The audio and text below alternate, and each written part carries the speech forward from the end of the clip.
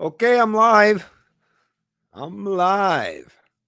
Just wait for a few peeps to get the notification and start trickling into the stream. Probably going to take a little while. So let me just get a few things done up in the interim. See if this video will actually get monetized.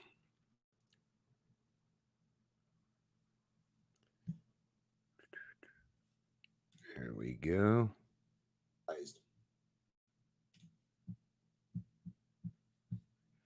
It shows there's one person. I got one like already, so there's at least one person here somewhere. Okay, okay, just one sec here. I want to make sure that this video is going to get monetized.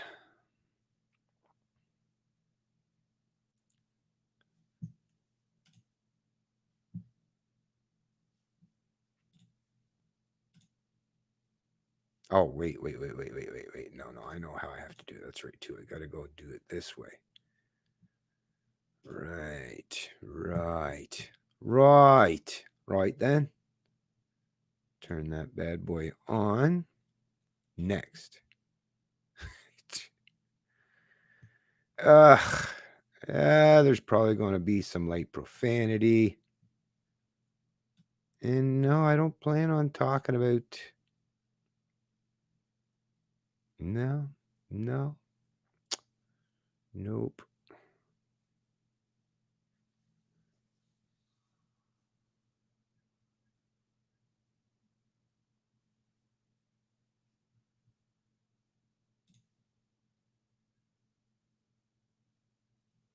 No. So that should be good. That should be good.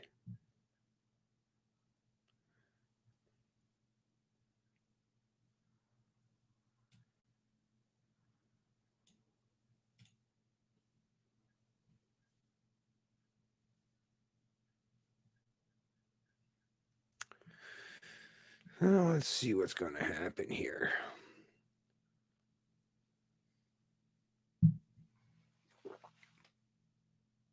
All right.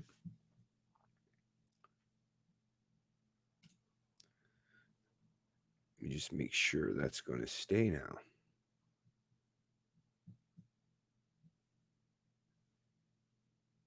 Well, so far, so good. Okay, let's see who's in the stream.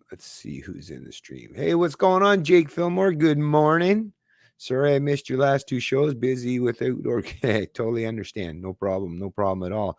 Good morning, Gary Schill. How you doing? And good morning. Oh, Jake Fillmore. Okay.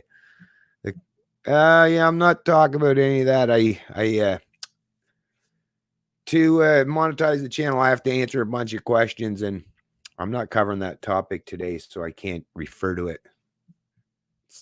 That's the thing with this whole Section 230. I'm hoping, and what Trump's executive order. Good morning, GZ. I'm hoping we can get to some kind of a clarification here. I'm going to send out the links to all my social media pages. Just make sure get a few more people in here.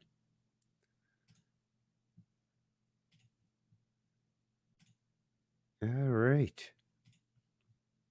By the way, if you haven't got on Gab yet, and Gab's doing great, of course, because now with Twitter, Gab is a great alternative to Twitter. Actually, it's a free speech platform that's, somewhat similar to Twitter, but obviously you're not going to have to worry about your speech being restricted or restrained on Gab. That's why I've got my own account on Gab. So if you haven't already, I would definitely recommend you doing so. It's a great, like I say, a great free speech platform. And it's really nice to see that I see that they've actually achieved 87.5% of this month's costs. I know it was down there quite a bit further down, but they're actually obviously getting a lot more people who are looking to support some of these social media alternatives out there, these free speech alternatives, which is great. Because like I say, they have to, for these alternative platforms to function and flourish and to be profitable, you got to earn some revenue, right? You got to pay the bills. And glad to see that. And I got a message from Gab. Basically, what was it yesterday? They signed up, I think, 23,000 people that were looking to upgrade to Gab Pro, and it basically overwhelmed the processor, whatever the institution they use for processing your credit cards and stuff. Apparently, it overwhelmed it because there's so much interest in pivoting to some of these social media platforms. Like I keep saying, Gab, great alternative for Twitter, and like I've said so many times in the past too, Minds is an excellent alternative for Facebook. So you have, like I say, you have redundancy built in. Normally, I say BitChute is a great alternative to YouTube, and I would still suggest it is, but I've been having a lot of difficulty. I've been reading that Reddit subreddit where a lot of other people are having issues with uploading. Well, especially not just getting the upload to actually stick, which is already a difficult thing, but then even once you do, I've had it where my upload goes and it gets right up to the 100% mark.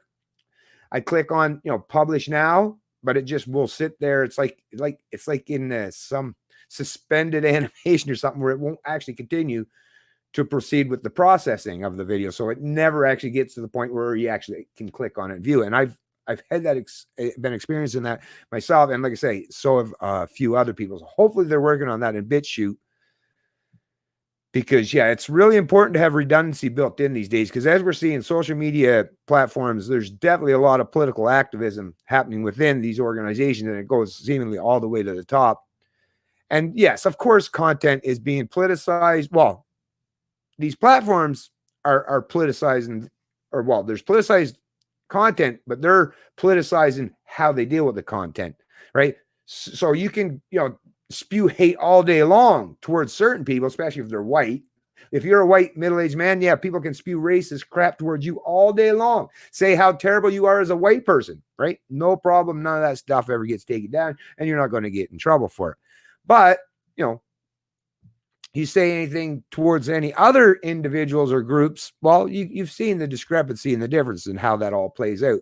And it's not like that we don't. That's the thing that drives me nuts when I hear the way some of them hacks in the media. And I mean, especially when you listen to the people that are going to take the stance to defend the social media platforms for their political bias. Of course, it's always people on the left. Why? Because they're the ones that are benefiting from that political bias. If it was conservatives, if it was right-wingers that were benefiting, the left would be all up in arms and outrage at this, but because they're the ones that are benefiting from it, oh no, there's nothing to see here. Like, what? Just these are people that are so unwilling to actually stand up and be objective. Like, you should be willing, even if you're the one that's benefiting from censorship, you should at least be willing to own up and admit, censorship's wrong, right? Even though I benefit from it, like even myself, even if I was benefiting from it, I'd be like, I would have to be, even remotely reasonable in how I would deal with the situation. I'd be like, yeah, sure, I'm benefiting from it, but it's wrong. It's wrong. But these people, like I say, they're benefiting so tremendously, and they're unwilling to have that kind of intellectual honesty. Well, I've yet to see it. I'm paying attention to who's already covering this, but most of the ones, like I've said, are covering it so far, especially the people on the left, are basically defending the actions that they would be completely against if the tables were turned. Anyways, let's see if there's a few more peeps that have shown up in the chat. Anyways, let me close it on my social media pages here, because people are either going to get the notification and show up or they're not. It is going to be what it's going to be. So I see a few more peeps have trickled in there. Good stuff. So GZ, morning from BC. Lion the saying, good day. D-Day. Today. See how free speech will not be suppressed. Well, that's the thing. It's difficult to suppress the internet entirely, but like I said, we're going to get to that anyways. And for PM, and thanks Terry M for the vote of confidence, but hell no, wouldn't want nothing to do with that position. I don't seek to actively control and manipulate or dictate the lives of millions of people. I wouldn't want nothing to do with it. Let's talk about Turtles leaving his wife. What the hell? What's going on, Howard G? Howdy. To D Live and other. Yeah, actually, I did make a D Live. Well, no, D Tube, I guess. So D Live, I guess, is another platform. Yeah. I am on D Tube, but I might have to do D Live. But like I say, I'm also one of those people that I'm not gonna. I won't vacate the big player platforms. Why? Because then it's like you've ceded ground to the authoritarians. What are you gonna do? Leave all these big platforms? Just leave them so that the lefties can just run over them and take complete control over them, right? And they have access to all that data that they took from either. So yeah, I'm not one of those ones that's willing to give up without a fight. That's for sure. Gab and Parler, great options. I'm not on Parler, but I'm on Gab for sure. Yeah, I've loaded the last one that I've tried. This is my third time trying to upload the exact same video.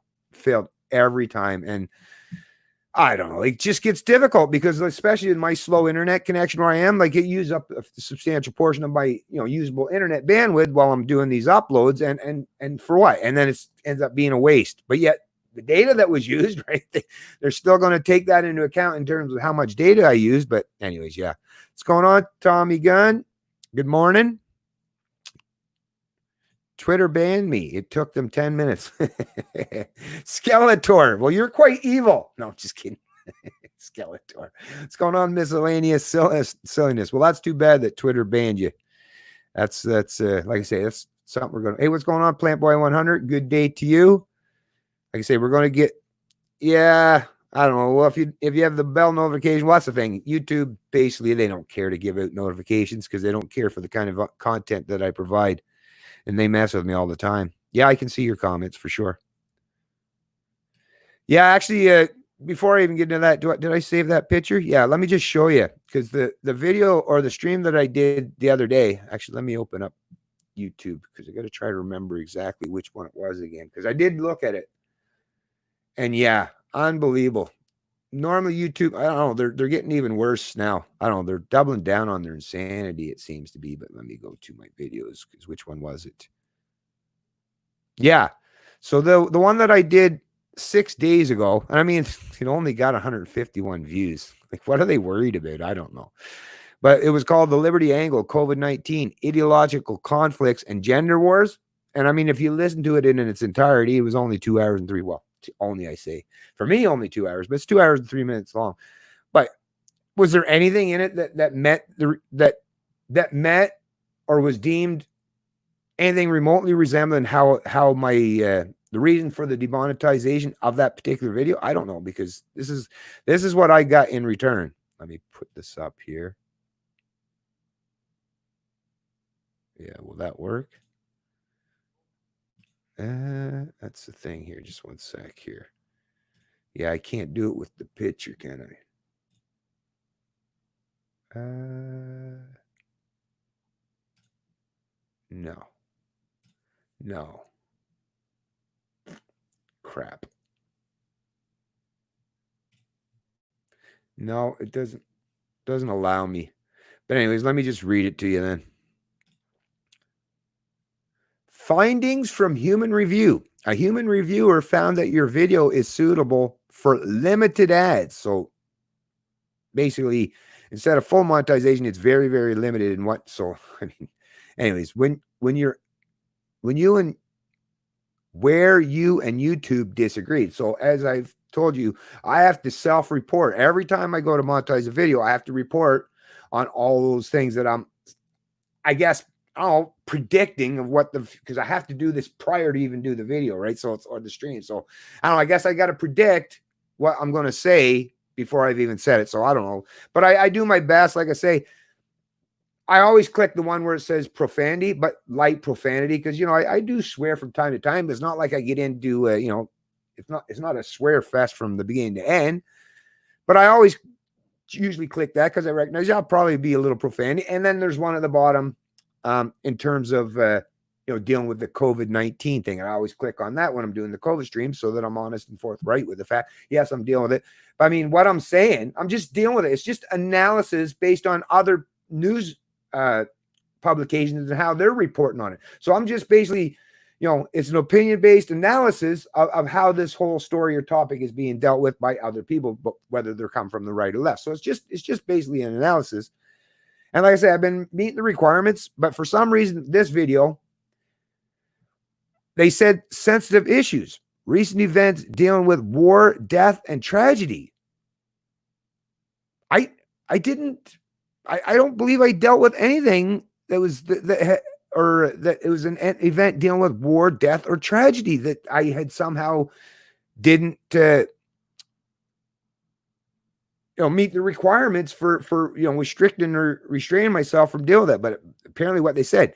Now, I did admit that it was an analysis about serious and topical events such as COVID-19, but YouTube selection said discussion of modern acts of terror, events resulting in the catastrophic loss of human life, or controversial social issues. So I guess that's where they get me, actually, right? So think about that, though. To include modern acts of terror, events resulting in the catastrophic loss of human life, or controversial social issues. Like, why would you put those two things together? Like, holy shit, right? Just a way to fuck people like myself up, I guess. And then they also included in here hateful content likely to offend marginalized individuals or groups. I never say anything hateful towards any groups. I've never done anything. I've never said anything that could possibly can be construed as hateful towards group. But was it because I said gender wars? Because it's not me promoting gender wars. I'm just like, that's what I mean. Well, I can't talk or discuss, what other fucking people are. This is the problem with these social media platforms and trying to play, referee. Like, that's the whole point of protecting these platforms. Section 230 basically was to limit liability, but the rule is supposed to be that, okay, you got to have a hands-off approach. That's the thing. But they're ever encroaching constantly with, doing shit like this and still want to have the protections of Section 230. Well, anyways, we're going to get that. But then there was another thing, inappropriate use of language, profanity. So I don't know. I guess I did use probably profanity, but they found all these things to basically demonetize my video for some reason. And like I say, I didn't watch that one back in its entirety, but I know that most of the times, or every time I do a video, like, I'm never promoting anything that should meet these requirements to restrict or restrain my ability to be monetized. But anyways, let's get up back here. What's going on? Yeah, F-bombs. Well, hey. A modern act of terror, according to the left. Yeah, basically. But anyway, so let me pull up, because I wanted to deal with this in a pretty appropriate manner, and I actually got the whole executive order that Trump signed. I'm going to read that. It's probably going to take a little while, but I definitely want to read it so that we can know exactly what's contained within it. Anyway, so first of all, I just wanted to let everyone know I am not advocating for government to regulate social media platforms. Obviously, come on. I'm a libertarian. I'm all about freedom and the free market. That's the core of what I believe in, is freedom and liberty. And I would definitely not want to use government. But just with everything, right? Because government does play a role, right? That's why it's called Section 230. Government plays a role already in regulating communications. All governments do that. In every Western country, governments regulate telecommunications, whether it's the old stuff, like, your telephone, your landline, right? Or your cable that comes into the back of your television, or now with the modern infrastructure of the internet. Governments already regulate and control telecommunications, or how we communicate with each other. And social media platforms are just the newest iteration of how we communicate with each other. The point, though, is to clarify in how you go about determine what the rules are pertaining to these platforms. That's what we're trying to get to at the end of the day. What are the rules? And let's make sure they're clear and concise and well understood, so that they can't be politicized or used as a club to be used against people of certain political persuasions or ideological backgrounds or preferences, right? I believe in freedom of speech in the market. What I do advocate for is clear and concise rules that cannot be politicized or interpreted in a manner that allows selective enforcement against certain people or groups. So this is the problem with having loosely worded language in terms of whether it was the Supreme Court or any legislative act.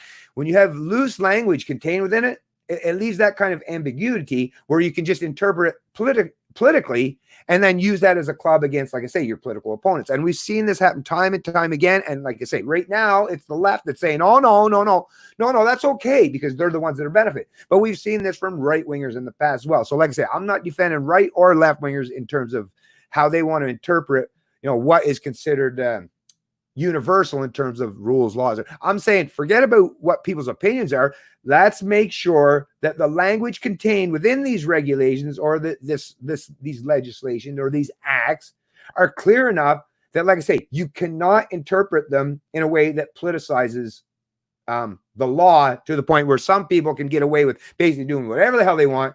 Other people are constantly like micromanaged in every little thing that they do or upload to the social media platforms.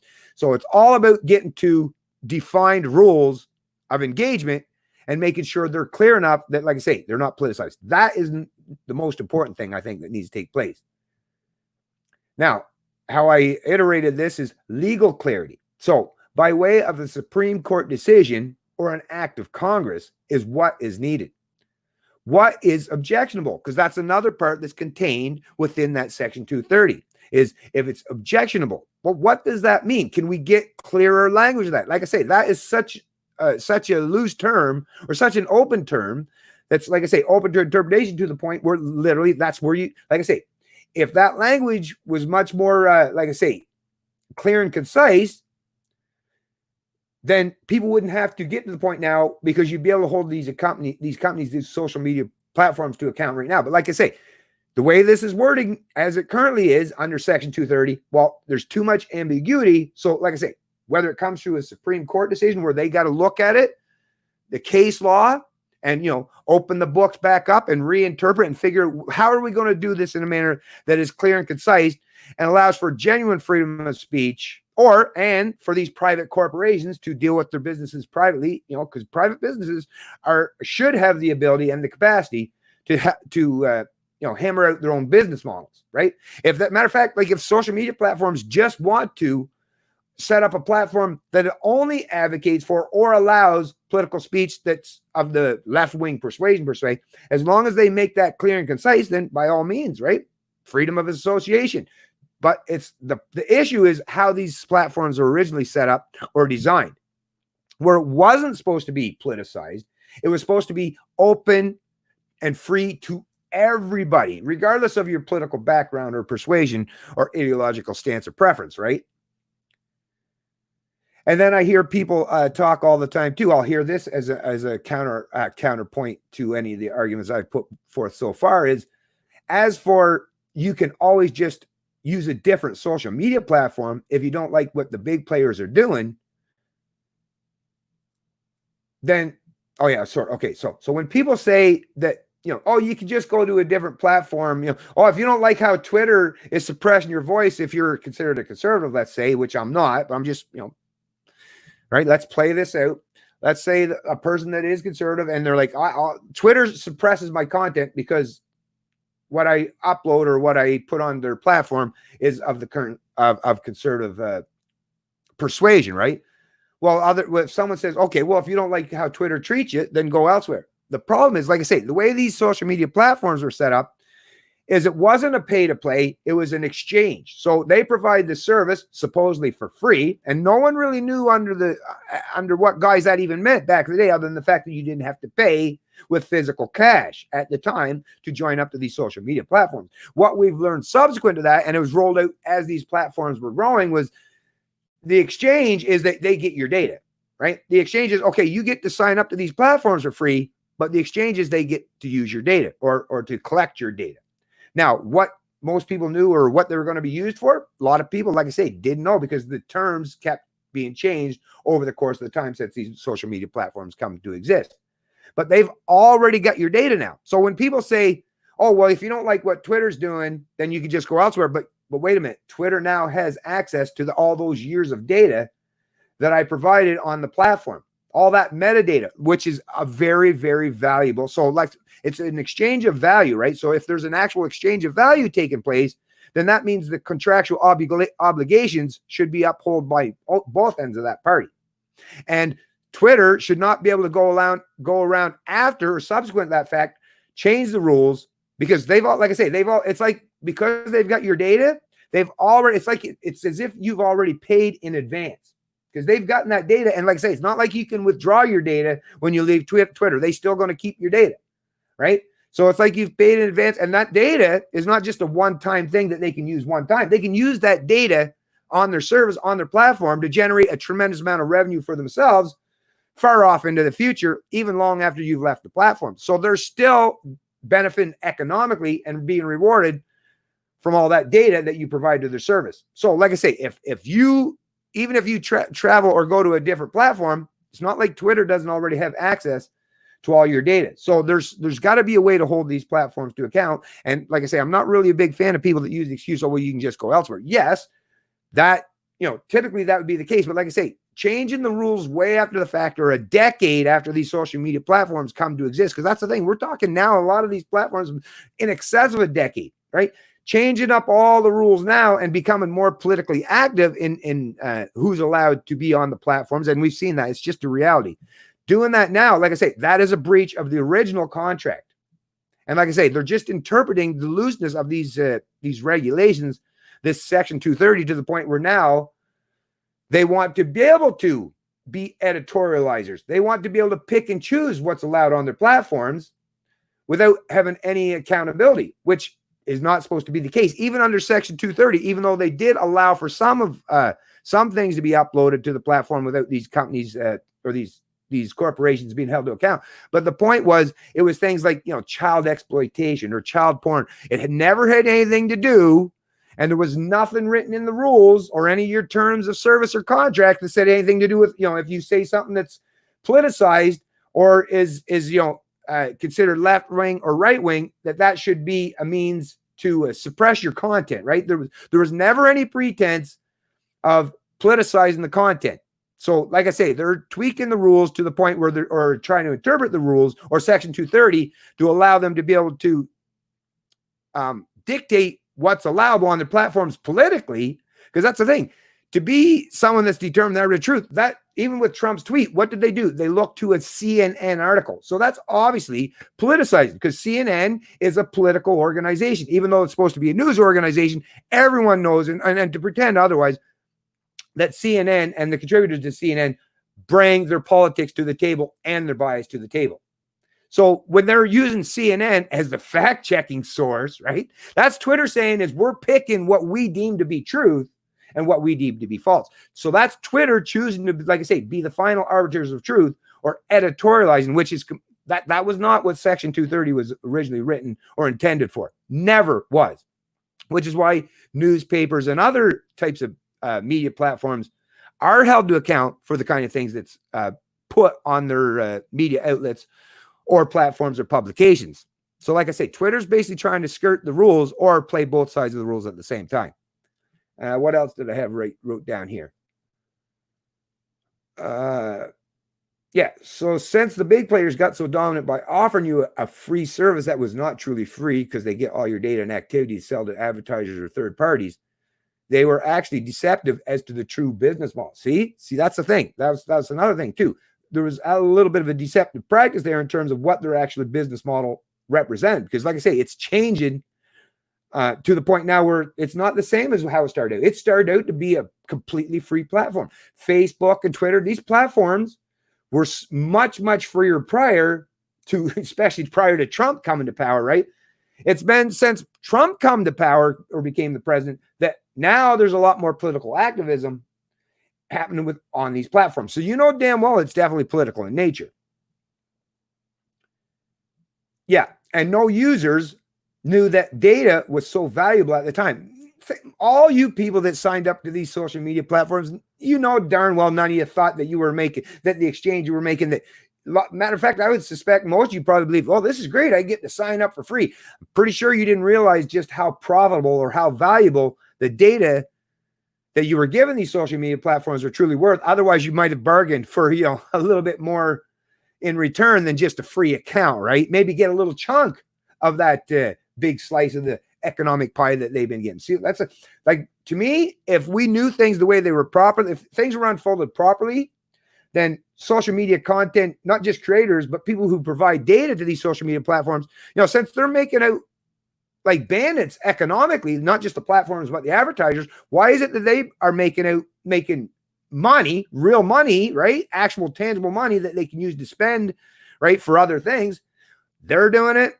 The advertisers are doing it. Who's not getting a chunk of the pie? you, the one that's providing all the data in the first place. Like, who would ever agree to sign up to a service under the pretense where they're going to make out like bandits profit-wise by using your data, but you don't get anything back other than the ability to keep providing your data to the platform? Like I say, that's a bargain that very few people would make. Well, if you're intellectually astute and understood what was going on, right? Only a fool would sign up under that kind of pretense, right? As if you're going to make all this money to the tunes of what, billions and billions and billions of dollars per year, and yet all I get in exchange is the ability to provide even more data for you to profit from.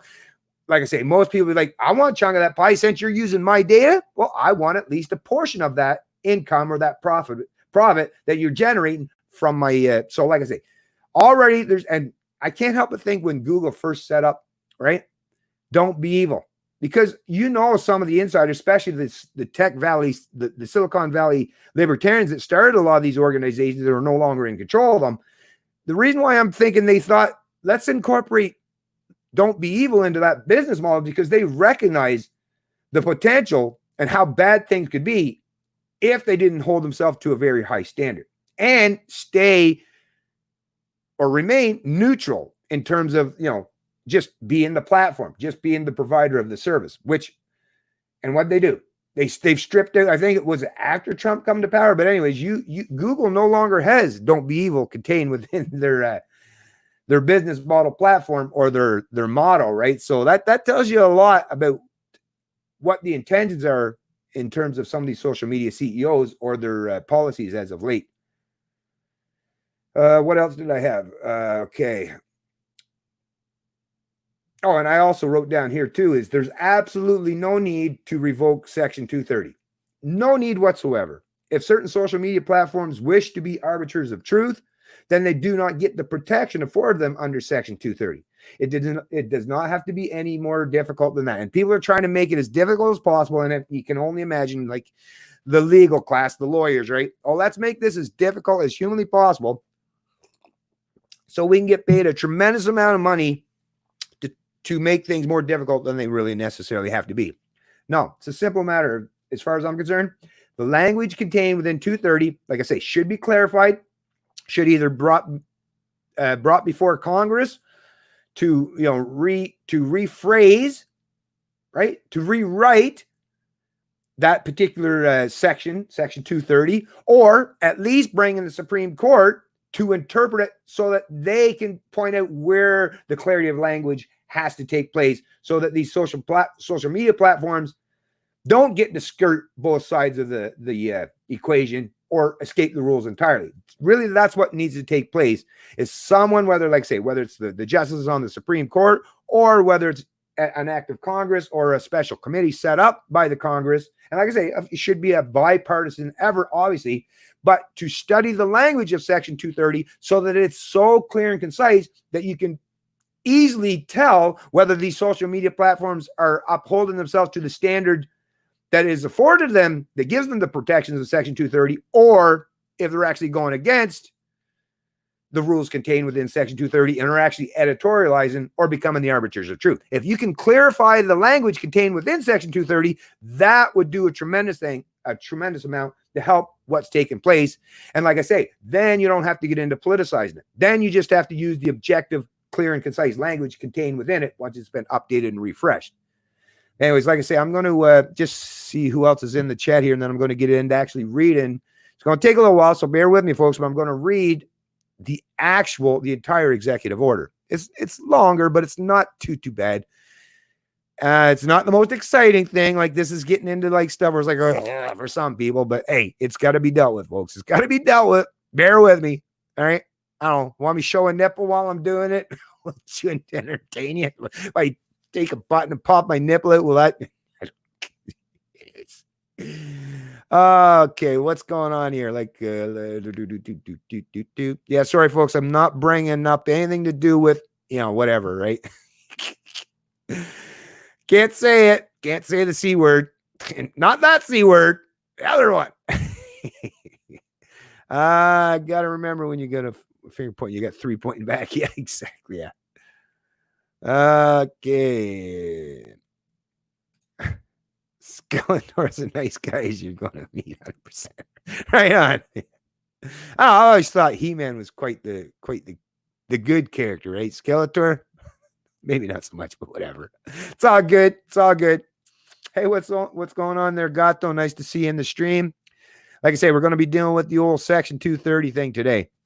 My garden is coming up, but lockdowns. Yeah, right on. Cool. Yeah, I can't deal with that either miscellaneous silliness. I can't, like I say, because then I'd have to go and completely change what content I'm dealing with this. Unfortunately, like I say, I wish if I could get to the point where you folks would just, if there was, like I say, and I've been saying this and advocating for this for the longest time, straight up pay to play, right? Throw a buck or two to your favorite, and I don't even care if it's me, but whoever your content creators are that you like to watch or consume their content. If you just go straight pay to play, I'd just go back to YouTube, take myself out of the partnership program entirely, go back to having non-monetized videos and just say whatever the hell I want to say, right? Because tell you the truth, that's how I prefer to function. I am tired of trying to restrict or restrain what I have to say to fit these rules. But I mean, a man's got to fucking feed himself. I gotta eat.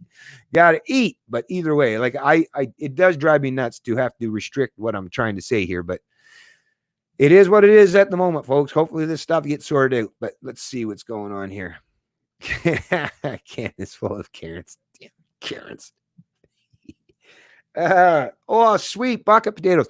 Actually, that's one thing. We left one whole, we made up. I actually made them, for the wife, because she wanted me to do it rather than just putting the garden in the ground. I made up my old shed that's fallen apart. I tore a bunch of it, the rest of it apart, used the boards, a bunch of 1x6 boards and 2x4s. Basically, I just built 3 beds, I guess, whatever you call them. What did I make them? Like 6 feet by 12 feet or something like that. Anyway, or no, 4 feet wide, 12 feet long. I made 3 of them anyways, so that's so we can have individual like gardens for certain things. But yeah, we were going to do one of them, but man, yeah, I'm gonna have to get a truckload or something if I could afford to get a truckload of soil. Because yeah, buying it by the bags at the local grocery store, wow, that gets expensive after a while, and we don't have enough. But I want to do one whole of them just with the potatoes. I'm a big fan of potato, probably my Irish background, right? But anyways, yeah, glad to hear that you got your potatoes or potato buckets are up. Anyways.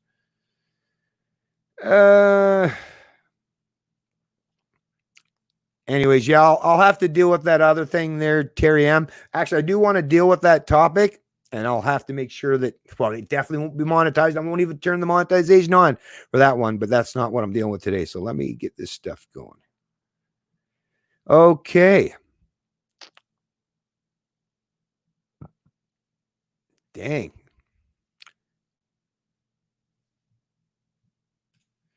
One day switch to Discord chat. You control what's said, nobody else.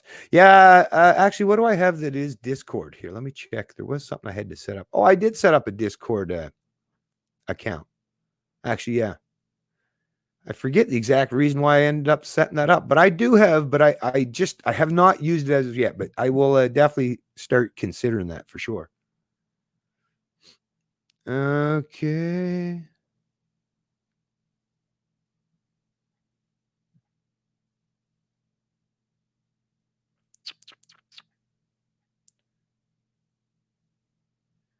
What's going on, E-Sharp? How you doing? Trish, how you doing? Trish Fair. Oh, by the way, if you folks haven't already, hit the like button. I really appreciate that. All companies should keep politics out of it. Yeah, just let the people speak. As long as no one's pushing violent terrorism or anything. Exactly. Just adhere to the First Amendment, right? The very clear and concise. And like I say, there's already history and precedent set up in terms of what's allowable in terms of free speech in the U.S. And there's a tremendous amount of work and effort went into by a lot of people, like the Supreme Court, those in Congress, and a lot of people did a lot of work to make sure that the U.S. has a pretty clear definition of free speech. Why mess with a perfectly good thing? Like I say, these platforms, like I say, they want to have or some of them, like I say, not all. Some of them want to have their cake and eat it too, and that's the issue that I have a problem. And I definitely not a fan of government regulating, but since government already does regulate, at least, like I say, clarifying the language within these regulations within Section 230. And I believe that's actually what Trump is actually alluding to. So the thing, the media is hyping up, Trump wants to shut down, but Trump, he'll say stuff and it does sound outrageous when you hear him say it. But then when you see actually what he does in terms of his actions or what kind of actions he's pushing for. Like I say, he hypes it up probably just to trigger the left, right? Because if you listen to the language contained within the executive order, it's actually something I think is a very, very wise and astute. And I think it's something that should have been done long before now, even maybe by Barack Obama, even before this, right? Because to me, I don't care shit where it comes from, whether it's the left politician or a right-wing politician, is yes, but there should be clarity of language contained within this so that it's, like I say, so these social media platforms don't get to play this middle ground where they're skirting the rules entirely so that they can politicize what's on their platforms.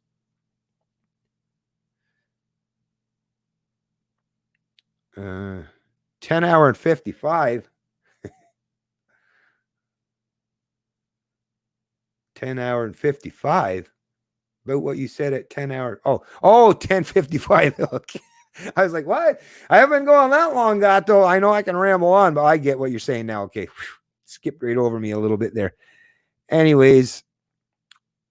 Hey, what's going on, little Miss So-It-All? I'm late. No worries at all. Like I say, I still haven't even got to the good stuff just yet. Do you hate a late note? What? Oh, you were banned from Twitter 3 times. Wow. That's not good. Anyway, so like I said, let me get to this executive order. Or actually, no, let me, there was this Wall Street Journal article. Yeah, let me read this one first, and then we'll get to it. Okay, because we might as well get a little bit of a backgrounder here, like a little bit of a setup. A little bit of a setup here. Okay. I'm probably going to have to make that text a little bigger or throw on the old eyeglasses, one of the two. And as you folks know, I'm not a big fan of the eyeglass thing. Darn it. It sucks getting old, folks. Enjoy your youth while it lasts. Really, though. Enjoy your youth while it lasts. Anyways, let me make sure you folks can see it. Yes, you can. You sure can. So this, like I say, is out of the Wall Street Journal tech section. Trump signs executive order targeting social media. Measure seeks to limit the broad legal protection that federal law provides online platforms. So this was, crap. Never mind. I guess I got to subscribe to the Wall Street Journal. Okay, so I guess should have checked that before I started it. I guess, right? Probably would have been a wise and astute thing to do. Anyways, never mind. We'll close that one up. Because we got more. Wow. This is what is Section 230. Let me bring this up here.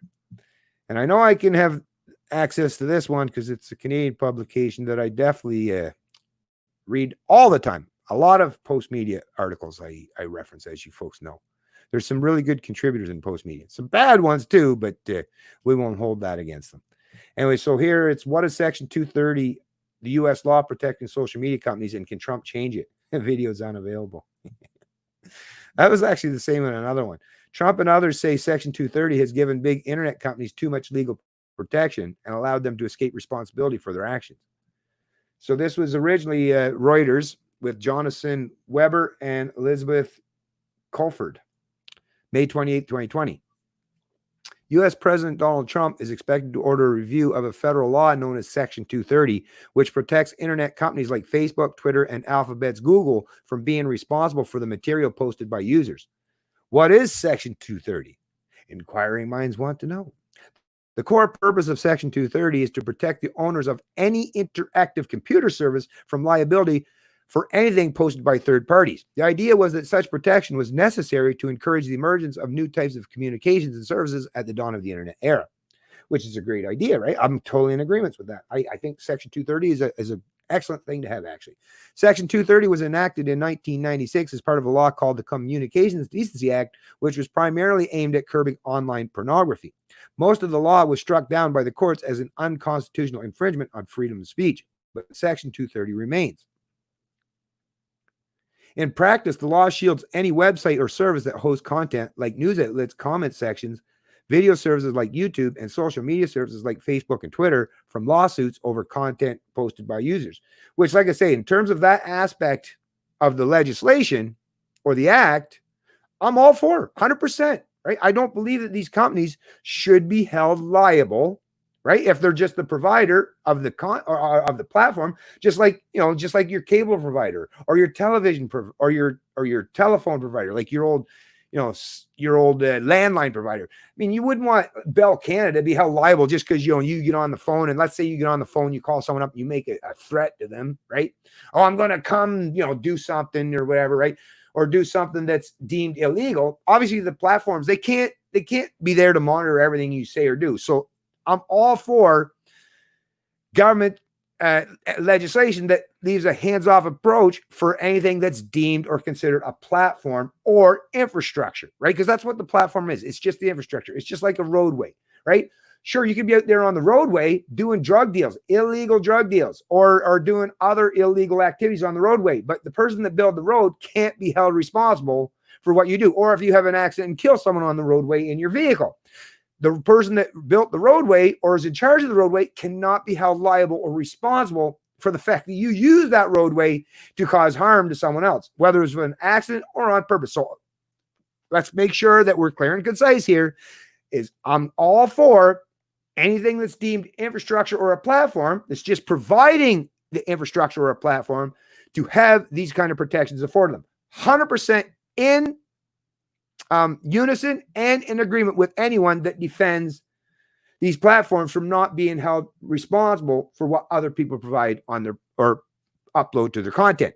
But like I say, in order for that to remain relevant or justifiable under law, is they have to remain neutral and not picking and choosing what is allowable on their platforms, other than what was laid out already, which is like something like child pornography. I mean, things like I say, that is all, or anything that advocates for physical violence. I mean, those things that have already been enshrined under the U.S. First Amendment laws, right? Like, and there's lots of legislation that clarifies that stuff. So just wanted to clarify that first and foremost. When the law was written, site owners worried they could be sued if they exercised any control over what appeared on their sites. So the law includes a provision that says that so long as the sites act in good faith, they can remove content that is offensive or otherwise objectionable. So here's the part right here. Like I say, this is where the language needs to be clarified, because good faith, I mean, come on, right? What does that mean? Can you please be, like I say, this is where you need to have a whole bunch of subsection this, subsection, or you have to have proper, clear, defined terms other than just act in good faith. Because, like, what the hell does that even mean in good faith, right? I mean, we can interpret it to mean certain things, but I guarantee how I would interpret what good faith means, it could be completely different and will be completely different than someone who is a political opponent of mine, or someone that wants to see some of the things I say suppressed, how they would want to interpret what good faith is. So like I say, clarifying the good faith aspect of that would go a long way. And that's the thing. Content that is considered offensive or otherwise objectionable. Well, first of all, offensive, like, that's not clear. There's nothing clearly defined in terms of offensive when you're talking about speech, other than, like I say, just like with the U.S. First Amendment. This is so easy. Like, the laws are already written under the First Amendment that is clear and concise enough that all you do is just basically, all you would really need to do is place that as the emphasis, so that you're not dealing with whether it's offensive or objectionable, because that's nothing. Objectionable. What does that mean, right? And if you're going to come up with a clear defined term for objectionable, then that has to be able to be construed or interpreted. So like I say, it's not just left-wingers, but right-wingers as well that would be able to put in complaints or submit a report, and then left-wingers that were doing basically the same thing. But what we're seeing today, it's interpreted in a manner that will punish or penalize people on the right side of the political spectrum, but allow for a lot of really nasty stuff to be uploaded or promoted by people on the left side. So like I say, clarifying the language is the most important thing, I think, that needs to take place. Not eliminating Section 230. That would be a stupid thing to do, to be honest with you. But just clarifying the language. Like I say, doesn't have to be any more difficult than that. The statute does not protect copyright violations or certain types of criminal acts.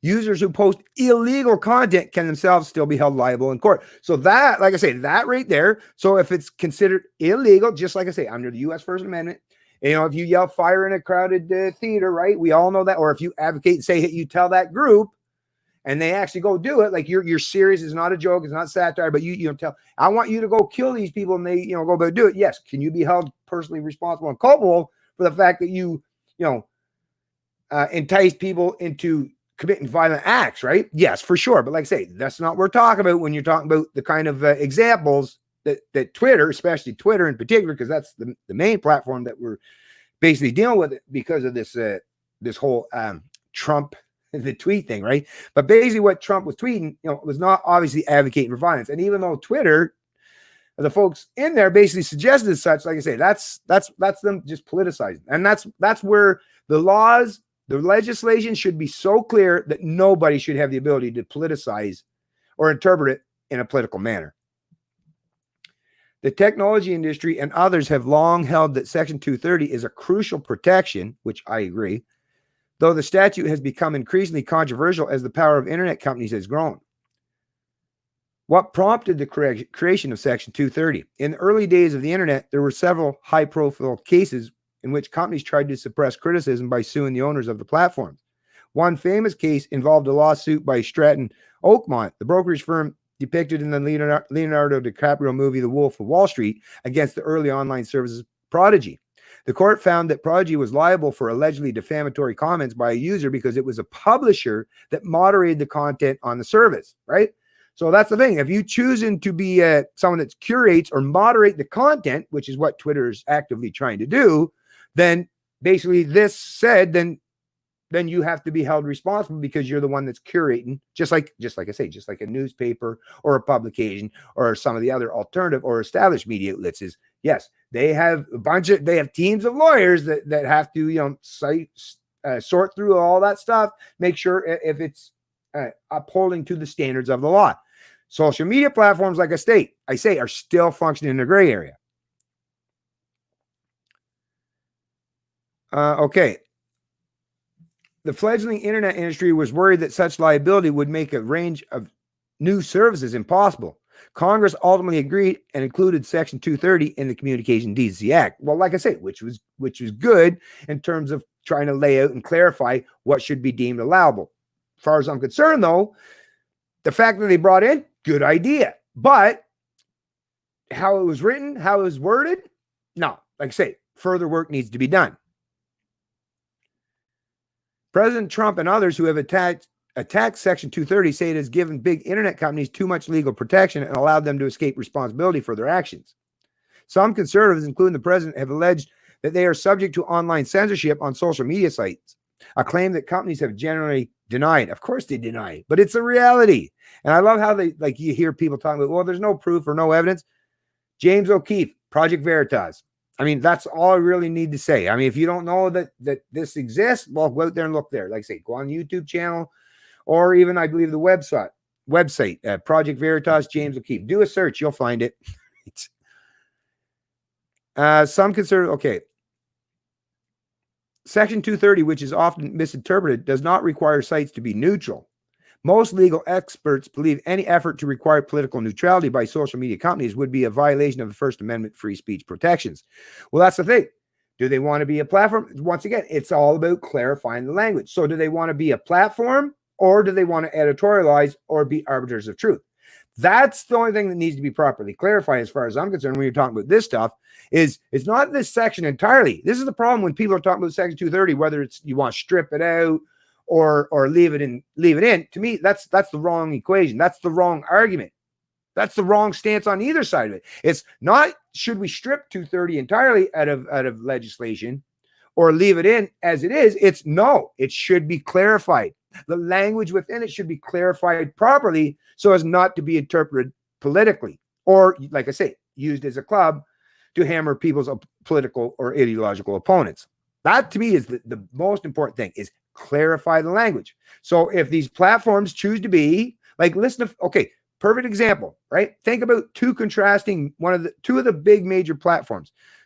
Mark Zuckerberg's the CEO of Facebook, and listen to his stance on the issue. He actually would agree, or sounds like he basically would agree with Trump. Is like, no, we shouldn't have the ability to, like, Zuckerberg did not fact check Trump or anything. Well, of course, Trump didn't post it on Facebook, but Zuckerberg said no, he wouldn't do that. He would not do it. So He's saying no, he's not going to politicize or try to be an arbiter of truth. He's going to leave that up to the people who are consumers of the content on the platform. So that's up to you and I as individuals.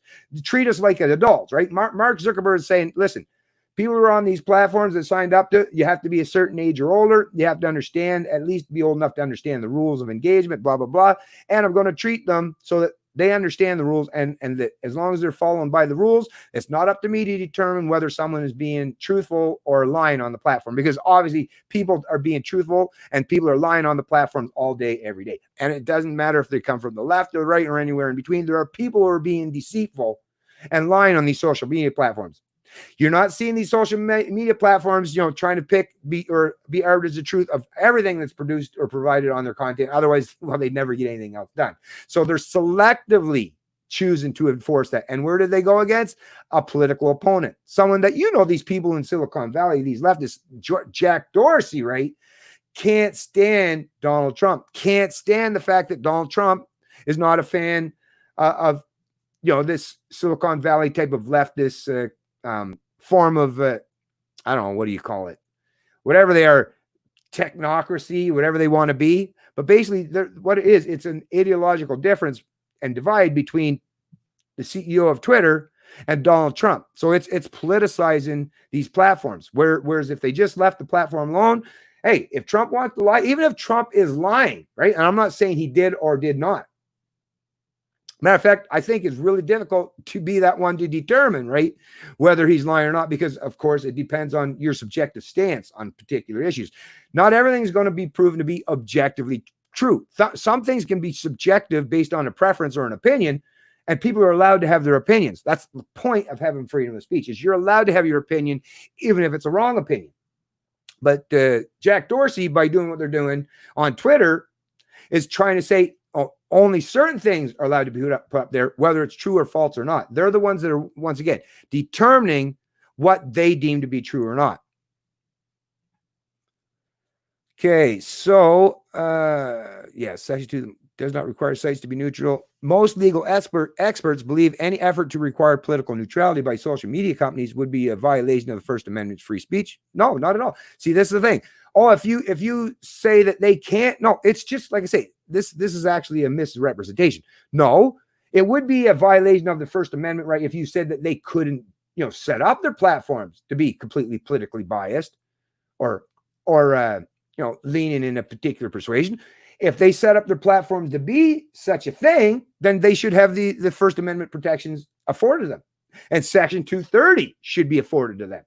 But Twitter and Facebook and YouTube are set up, and I agree too, where they're basically trying to act as if they are the public square, right? They're where everybody congregates to. And because, like I say, they become the dominant force over a decade plus of having, all the users, pivoting towards them because they weren't trying to be the arbiter of truth. See, the reason why they come to be these dominant players and have such a position of monopoly is because they were truly functioning on a hands-off approach and not trying to politicize their platforms. That's how they grow. Just like if you think back to the founding fathers of the U.S., the reason why the U.S. became such a powerful, or the most powerful nation on the planet, the most economically prosperous nation on the planet, was because of all the freedoms and the liberties that was baked in the cake of what it was to be an American, right? But that's the thing. Once you get after the fact, just like in the modern world, where now they've rested on the laurels of all those freedoms that have built up all this tremendous amount of wealth or prosperity, well, now they're trying to unwind or infringe on them. Well, now you've changed the rules entirely, right? No, these platforms were set up originally to be just, platforms where, like I say, you're allowed to say and do, and there's way more outrageous stuff that was uploaded to these social media platforms years and years ago. But it was the fact that there was that much freedom on those platforms that enticed more and more people to join them, to the point where now they are literally the most dominant players. And even the second place, finisher or anyone that's challenged them is so far behind. Like I say, it's almost impossible for them to even try to catch up at this point in time. So, like I say, once again, it really comes down to, it doesn't have to get any more difficult than, are you going to be a platform, or do you want to editorialize or be arbiters of truth? Because whichever one you choose is going to dictate or determine if you fall under the rules of Section 230 or not.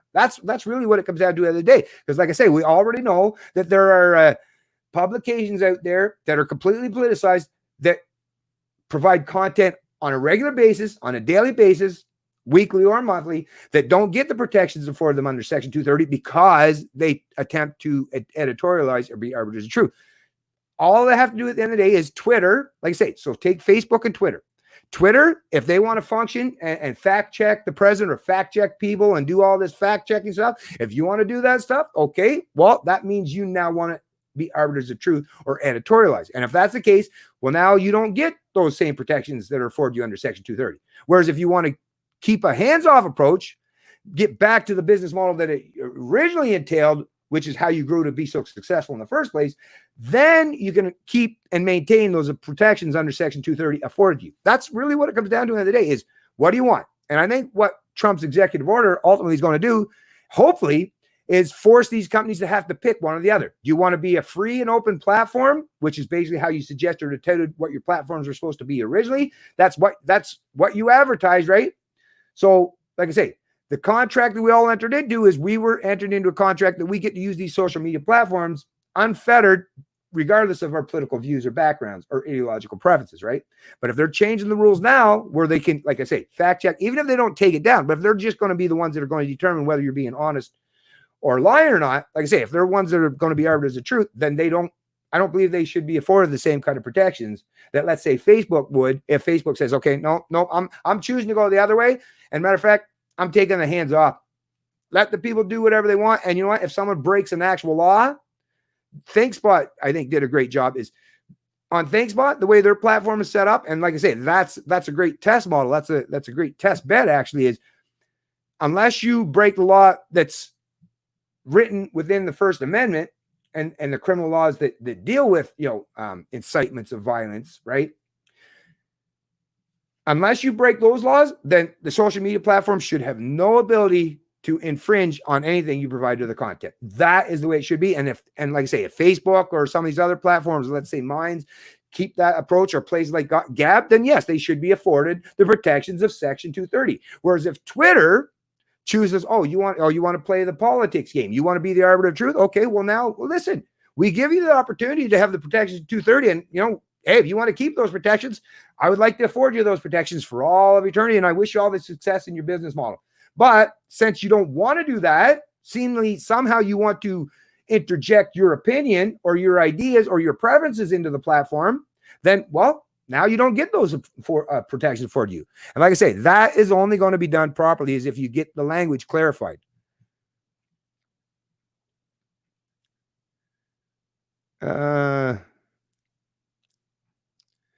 Okay, can President Trump order changes to Section 230?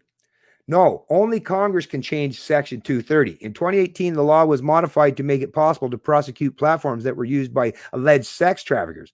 As the power of internet companies has grown, some in Congress have also advocated changes to hold companies responsible for the spread of content celebrating acts of terror, for example, or for some types of hate speech, right? So once again, this is all stuff that can be clarified as well once you get that language, the proper language, iterated in the Section 230. And it's not like there's a shortage of lawyers to do that, right? In the U.S.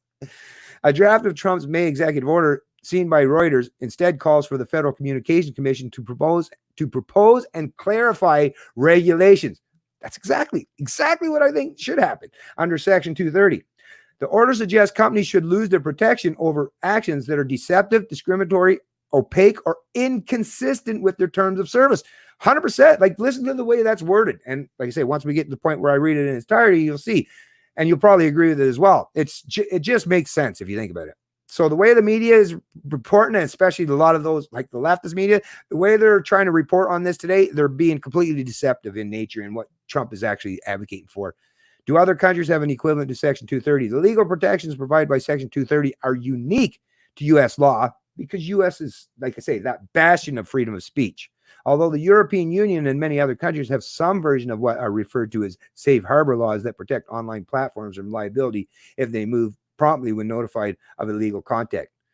The fact that the major internet companies are based in the United States also gives the protection, right? Because that's the other thing. Like these companies, they talk about, they're global. Yeah, no, they were all started up in the U.S. They became successful because they were American companies with all that American, economic prosperity backing them, and the power of the American people to spread that stuff all over the world. That's to pretend that just because you have a global reach and audience. No, these companies would have never become nearly successful as they are today if they were started, like if Twitter was started in Canada or Facebook.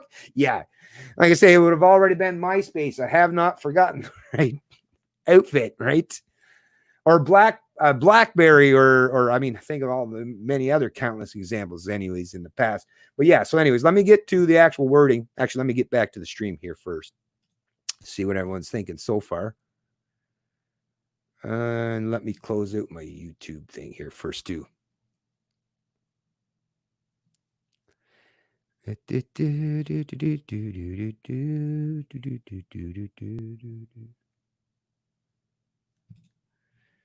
I only trust Mine's BitChutes and MGTOW TV. MGTOW TV. Oh my God, men going the wrong way. That must be just a massive sausage fest. I don't know. I get it, but men going the wrong way seems weird. Like, I mean, I understand having issues with women, some women. It's like, God damn it. I don't know. To me, it's weird. The MGTOW movement is a very weird one. I kind of understand some of the grievances that the people in it have, but really to turn your back on women entirely, like, I don't know. Seems like a strange place to go. I don't know. But anyways, that's just my opinion. That's, like I say, who cares? P.S. Dang, this guy knows how to dress sharp. As for notes, men take note of that. Yeah, I need to take notes. I know. Actually, I used to be a little bit more particular in having everything set up, but I've been freewheeling a lot as of late. I admit that, but that's because I've been putting so much extra work into all these other endeavors I'm doing, and now I'm adding more and more social media. The more I keep, that's the thing. I do got to get to the point where I have like just a couple of where I can get more focused, more hyper focused on things. But anyways, and thanks for the compliment on the dress shirt. Right on, appreciate that.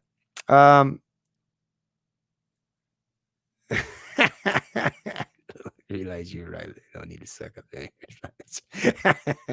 Right on. Fact, Bennett's wife dressed him, so she deserves all the praise. Hooray for Bennett's wife. Actually, no.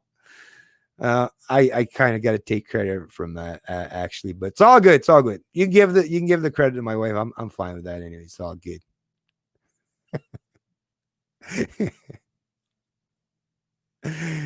You folks are funny. What's your funny?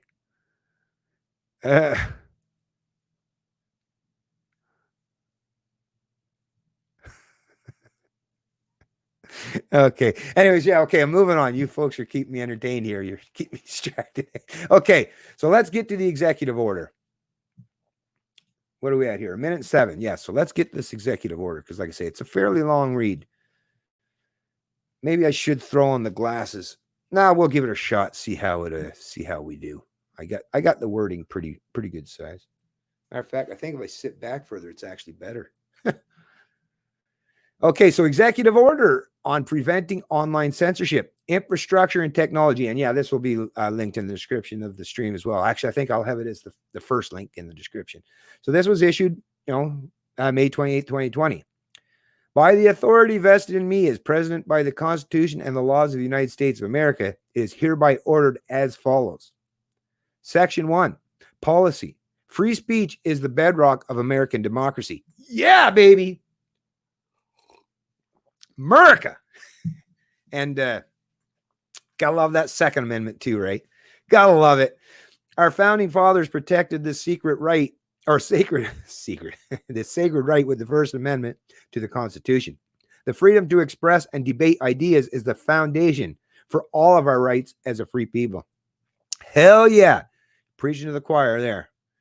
In a country that has long cherished the freedom of expression, we cannot allow a limited number of online platforms to handpick the speech that Americans may access and convey on the internet.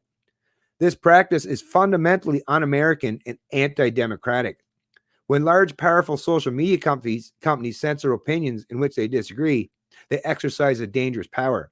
They cease functioning as passive bulletin boards and ought to be viewed and treated as content creators. I actually talked about that even just bringing up the term bulletin boards. I don't know if you folks remember, but like I say, I've been on the internet all the way back to when the internet basically began. And yeah, I remember back even creating my own bulletin boards. And this would have been back in, what was it, the early 80s, or no, mid to late 80s, where actually even just to make a rectangular box, you didn't have anything. Well, I mean, because coding was so minimal, I didn't understand a whole lot of coding, but just to even make a rectangular box, you might have to use the asterisks, like shift asterisks, right? And get a whole bunch of them and then go down the next line, do an asterisk, space all the way across, another asterisk, space, asterisk, and then get another line, like get along enough on the bottom, then make another row of asterisks. And that would be your rectangular box. It was, but I do remember, like I say, not only do I remember what the platforms look like, the functionality,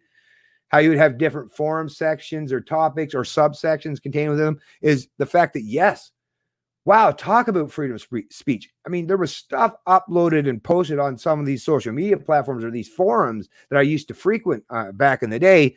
I mean, I used to be a moderator on one for it's called TRX450R.org. It was all about ATV racing ATVs, the Honda TRX 450R in particular. But I mean, some of the stuff that people would post, now it was up to the moderators, right?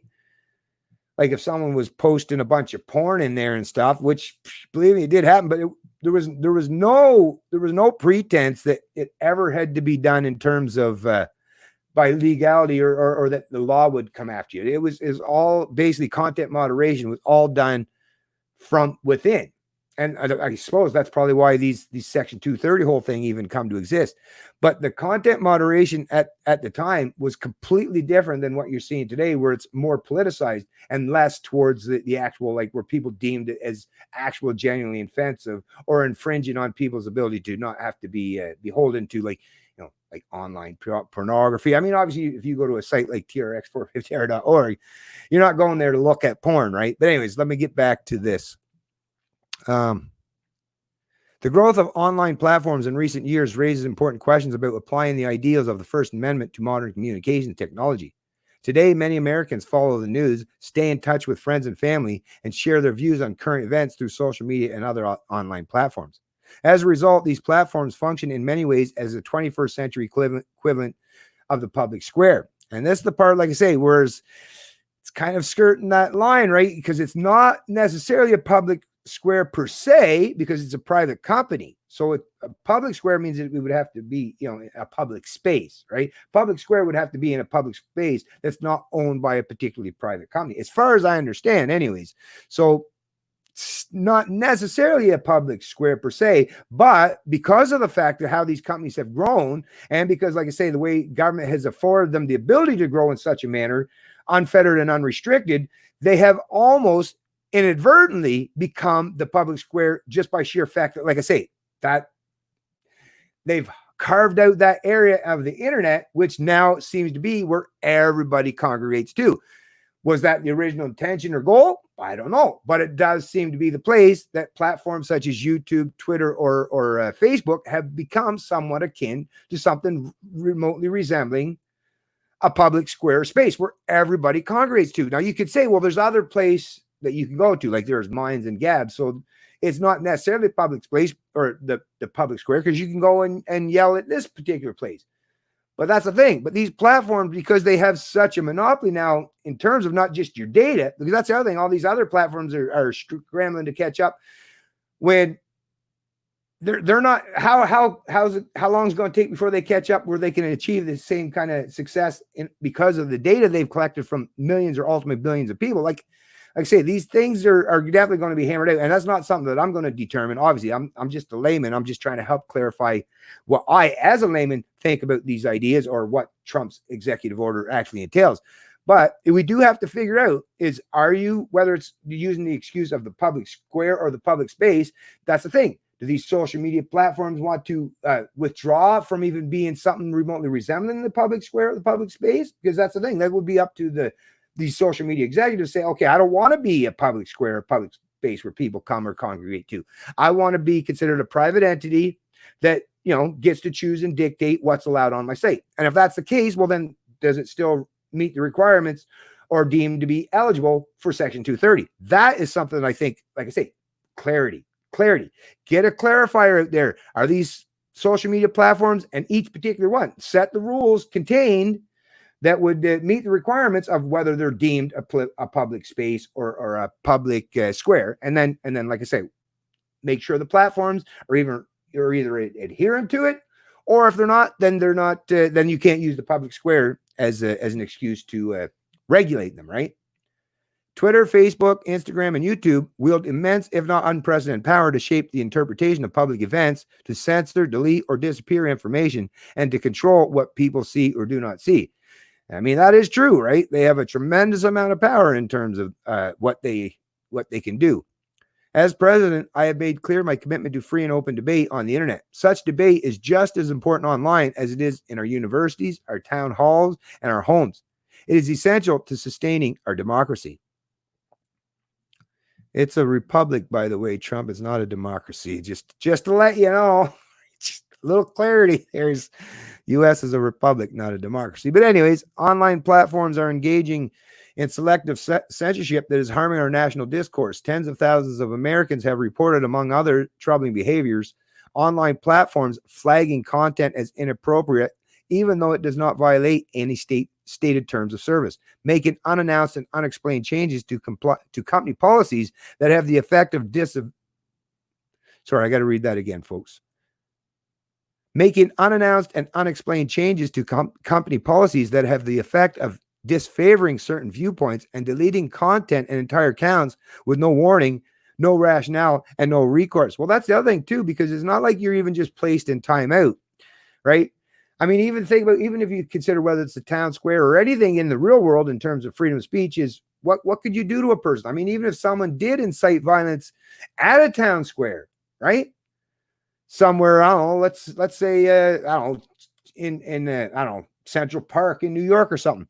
Would they be banned for life from ever going to Central Park or any public square? Highly doubtful, right?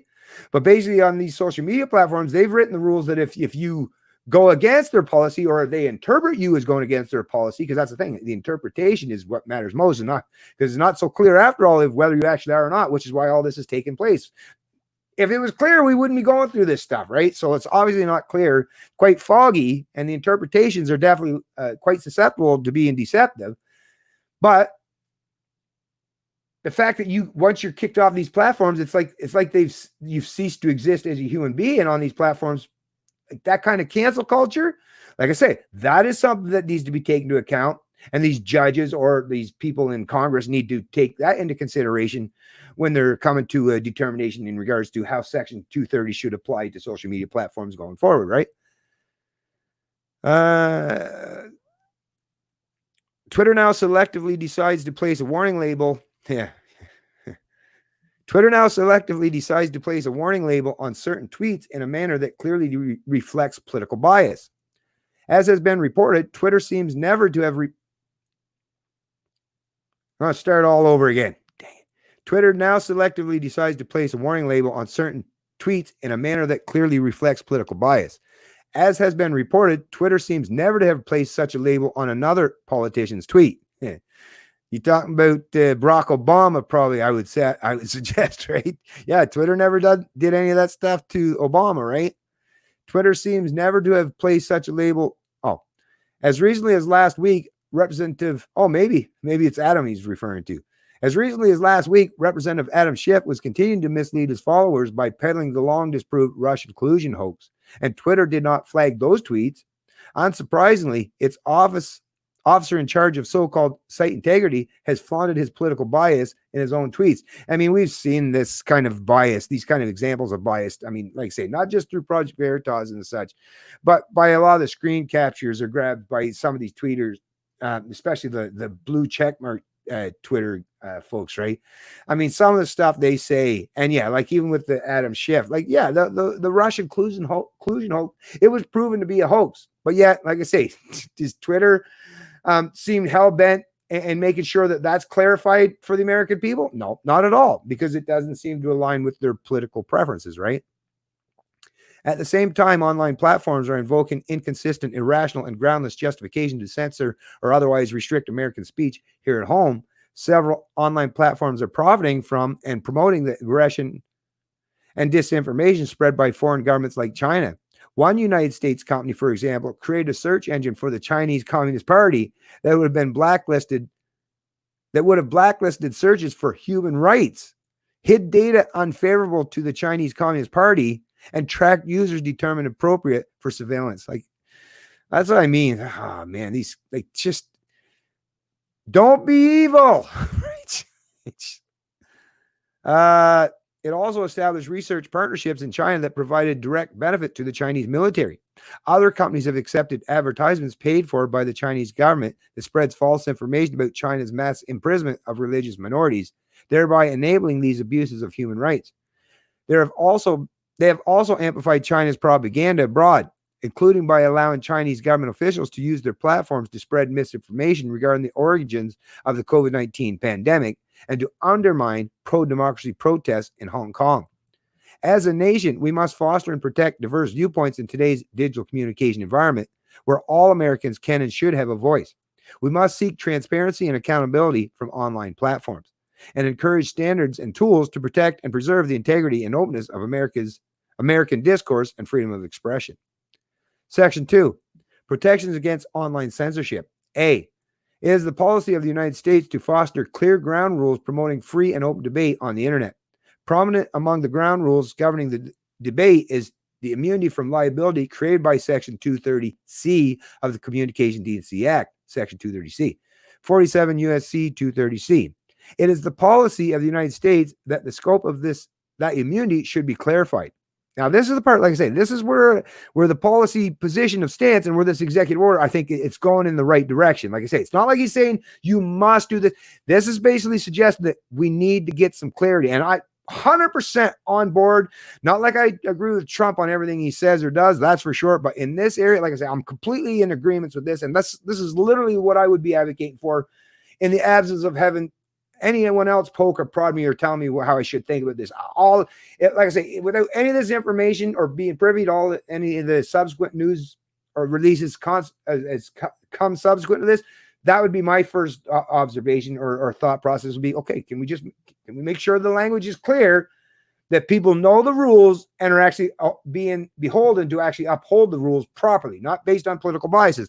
Let's be clear in the rules, the rules. And that is something, like I say, not just in terms of this, but in so many other areas in terms of big government and the rules that govern the lands in terms of social or economic transactions or interactions. Clarity of language gives clarity of thought, clarity of language and clarity of thought would give clarity of the law, and clarity of the law would make it much more readily available to have more consistent standards, right? Because like I say, just like when you raised your kids, minimal amount of rules, but make sure you're clear and concise in what those rules are, and you enforce those rules properly, consistently, and universally. If that can be done, then like people can complain from the left or right, don't matter. But if you've done it right way and you're being unbiased and holding yourself to that standard, then like I say, I don't know, maybe Jack, I don't know what the hell is wrong with these people. Do they just like drama? Because the best thing that they could do is, openly embrace some clarity of this. As a matter of fact, if I was Jack Dorsey, CEO of Twitter, I'd be like, yeah, can we get someone to clarify this so I can so my hair can stop going gray in such a short time frame, right? I don't know why these people want to play politics with these platforms. Seems like a tremendous amount of work, effort, and squandering of a lot of resources as far as I'm concerned. Okay. So yeah, it is the policy of the United States that the scope of the immunity should be clarified. The immunity should not extend beyond its text and purpose to provide protection for those who purport to provide users a forum for free and open speech. Exactly. But in reality, use their power over a vital means of communication to engage in deceptive or pretextual actions, stifling free and open debate by censoring certain viewpoints, right? So that's the thing. They're using these rules or these portions of Section 230 as it means to, like I say, use it for political purposes. So remove the ambiguity or the looseness of the language contained in Section 230, and I believe you can fix and correct this problem without having to, rewrite the laws entirely or get rid of Section 230 entirely. Like that would be an overreach as far as I'm concerned. Section 230C was designed to address early court decisions holding that if an online platform restricted access to some content posted by others, it would thereby become a publisher of all the content posted on site for purposes of torts such as defamation. As the title of Section 230C makes clear, the provision provided limited liability protection to a provider of an interactive computer service, such as an online platform that engages in Good Samaritan blocking of harmful content. In particular, the Congress sought to provide protections for online platforms that attempt to protect minors. So, right, the original intentions of the bill, and I suppose at the time they weren't, thinking quite as forward enough to incorporate, what's happening today into this bill. So at the time, it was to protect, like I say, from child pornography and children, like people who are in vulnerable situations and do need protections, right? To protect minors from harmful content and intended to ensure that such providers would not be discouraged from taking down harmful material. So totally, and of course I completely agree with it. Not just, anything that exploits or harms children, but like I say, even anything that actually advocates for genuine violence. Like I say, the things that are pertained or contained within the First Amendment. Like I say, just basically adopt that language, or at least portions of the language that's contained within the First Amendment, to further clarify Section 230. That would, once again, perfectly suitable thing to do as far as I'm concerned. The provision was also intended to further the express vision of the Congress that the internet is a forum for a true diversity of political discourse. 47 U.S.C. 230A3. The limited protection provided by the statute should be construed with these purposes in mind. So, right, that's a pretty important aspect of it, and it's actually contained. So it's 230A, I guess, line 3 or paragraph 3 or sentence 3, however it would be written up. Probably paragraph 3, I would suggest, or so. Anyways, the limited protection. So it's a forum for a true diversity of political discourse. So this is the area, like I say, and they made that clear, when they were writing up the language for that. At least that part was clear, was they want to be neutral and allow for, a wide range in terms of political persuasion or ideological preferences or stances, right? So that, like I say, at least that part seems to be somewhat clear. So, like I say, there's already a foundation here to build upon. I don't think it's going to be that difficult, like I say, and there's lots of people who represent the legal class in the U.S. that could definitely figure this stuff out in short order if they're given the ability to do so. And it looks like, based on this executive order, that is what they need. This executive order is precisely what was needed or required in order for them to start down that process. So, like I said, glad to hear about this. Once again, going to clarify, though, not that I'm advocating for government, right, regulating the internet or social media. Nope. That's not what I'm supporting at all. I'm all about getting clarity. And if this executive order is what's needed or necessary in order for the courts or Congress to clarify the language within 230, that's what I'm advocating for. Just clarity of language so that these platforms know how to properly function, so that they're sticking within the rules that are provided for them, whether they're in or covered under Section 230 or not. Giving them the ability so they know if they're meeting the requirements or not, and so that they can hold themselves to that particular standard or that particular standard, which is simple.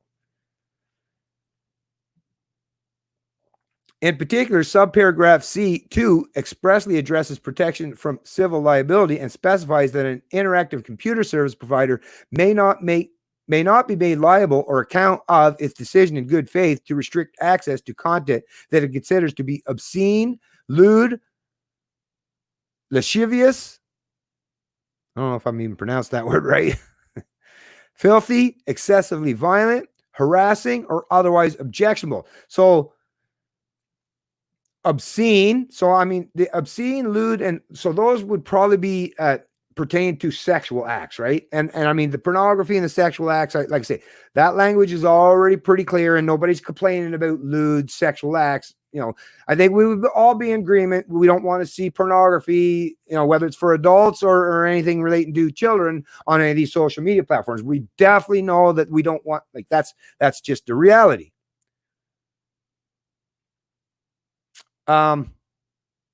But, or like filthy, excessively violent, of filthy. So filthy, I guess, would be along the sexual, excessively violent. Is that the excessively violent in terms of the acts? Harassing or otherwise objectionable. Now it's the harassing or otherwise objectionable. I would even suggest with the excessively violent. What does it? So I guess it has to be excessively violent. I don't know. That's another hard one to interpret too, right? It's the thing where these case laws and like I say, because they get interpreted so many different ways by so many different courts and judges who are activists. I mean, like the interpretation you get out of the Ninth Circuit Court of Appeal is going to be much different than you would have out of let's say a more conservative leaning a court of appeal or something. So, like I say, even the clarifying of this language would be, I would suggest clarifying some of this language, but this is the part I'm having the biggest concern with is harassing and otherwise objectionable. Objectionable, like I said very early on in the stream, is what in the hell does that mean? Objectionable. Like I say, can we get some clarity on the language in that so that people know actually the rules that they have to function under? Because that's the thing. You have to make these rules so clear and concise that even the layman, right? Even someone with like an IQ of 90 should be able to read and interpret at the point where they have a clear understanding of what they're allowed to do or not do, right? It is I mean, come on, that's not difficult, folks. To pretend that is it really that difficult? I mean, sure, it's going to take a little bit of time and you're going to have to hammer this stuff out in terms of the ideas and what that represents, but could we get to the clarity of it? Yeah, I'm pretty sure if enough work and effort and some intelligent people sat down, with any amount of time to hammer this stuff out, yeah, I'm pretty sure you could come up with something better than harassing or otherwise objectionable, right? Come on. It is the policy of the United States to ensure that to the maximum extent permissible under law, this provision is not distorted to provide liability protection for online platforms that, far from acting in good faith, to remove objectionable content, instead engage in deceptive or pretextual actions, often contrary to their stated terms of service, to stifle viewpoints with which they agree. So yeah, I agree. So they're using this pretense of good faith or objectionable content. Yeah, so they're using that as a means to, like I say, stifle the speech or the content provided by people that they disagree with ideologically or politically. And that is true, and we've seen that happen time and time again. I mean, like I say, the evidence is out there. Lefties will deny it. Right wingers are pointed out. People like myself who don't identify on the right or left, well, I'll even say, yeah, I've seen it. So I don't got any skin in the game in terms of playing the political side of things because I don't identify with either side of the political spectrum, right? I'm a critical thinker. I don't have to play the left-right divide or paradigm thing. So even as someone that's observant from not aligning with either side, I've acknowledged it and seen it myself. So yeah. Not to suggest that I don't have my own biases. Obviously, I have biases as well. I'm a human being like everyone else, but I have definitely noticed that, yes, there are political actions taking place to suppress certain kinds of content. They don't say it in that manner. They don't, like Jack Dorsey's not going to say, yeah, I'm going to do it because Trump's a Republican and I can't stand Republicans. Right? They're going to use a different kind of language to explain what they're doing, right? But it's this kind of ambiguity within this Section 230 that allows them to do so.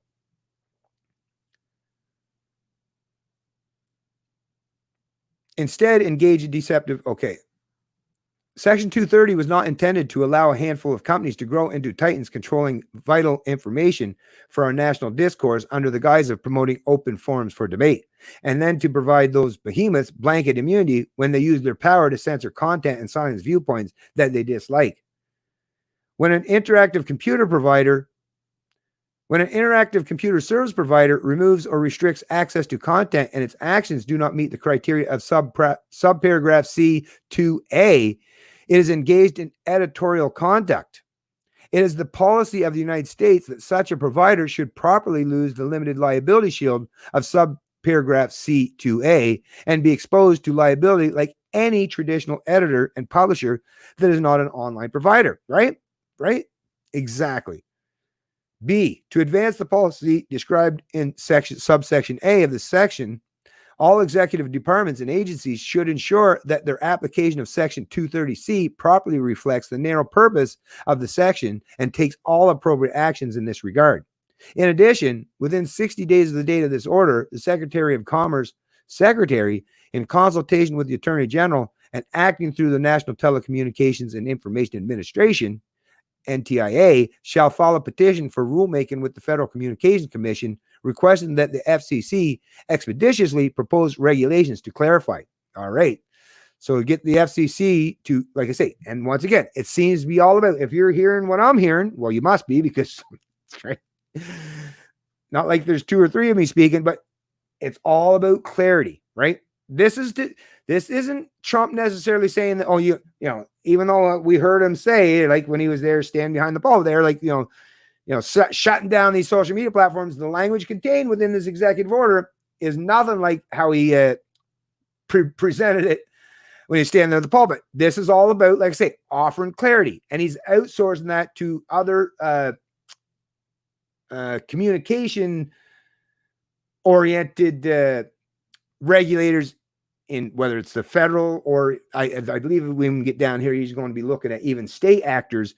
So he's getting everybody on board that would have anything to do with communications, and like I say, clarifying the language and their policies, so that, like I say, so that we can understand what is right and what's wrong, right? How can these companies be held to account? How can they have their freedoms afforded them under Section 230? How can we make this happen seamlessly without allowing politicization to take place, where some people are having the content suppressed and others are allowed to do the exact same thing unfettered, right? Clarity.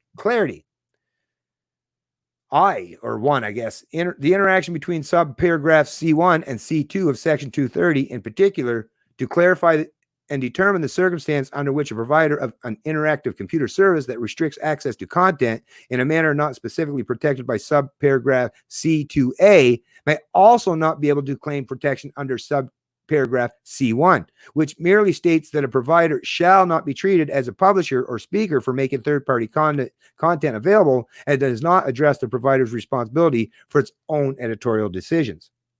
The conditions under which an action restricting access to or availability of material is not taken in good faith within the meaning of subparagraph C2A of Section 230, particularly whether actions can be taken in good faith if they are deceptive, pretextual, or inconsistent with the provider's terms of services. So, right? Test that hypothesis. So if Jack wants to be the arbiter of truth, or determine that if Trump said something that has the potential to be interpreted to be in a different manner, or based on the opinions or whims of someone else, whether they come from CNN or a legal expert or a scholar or whatever the hell they are, right? If that's the standard that they're holding Trump to, then is it the same that they hold? Do they hold everyone else on their platform to the same standard?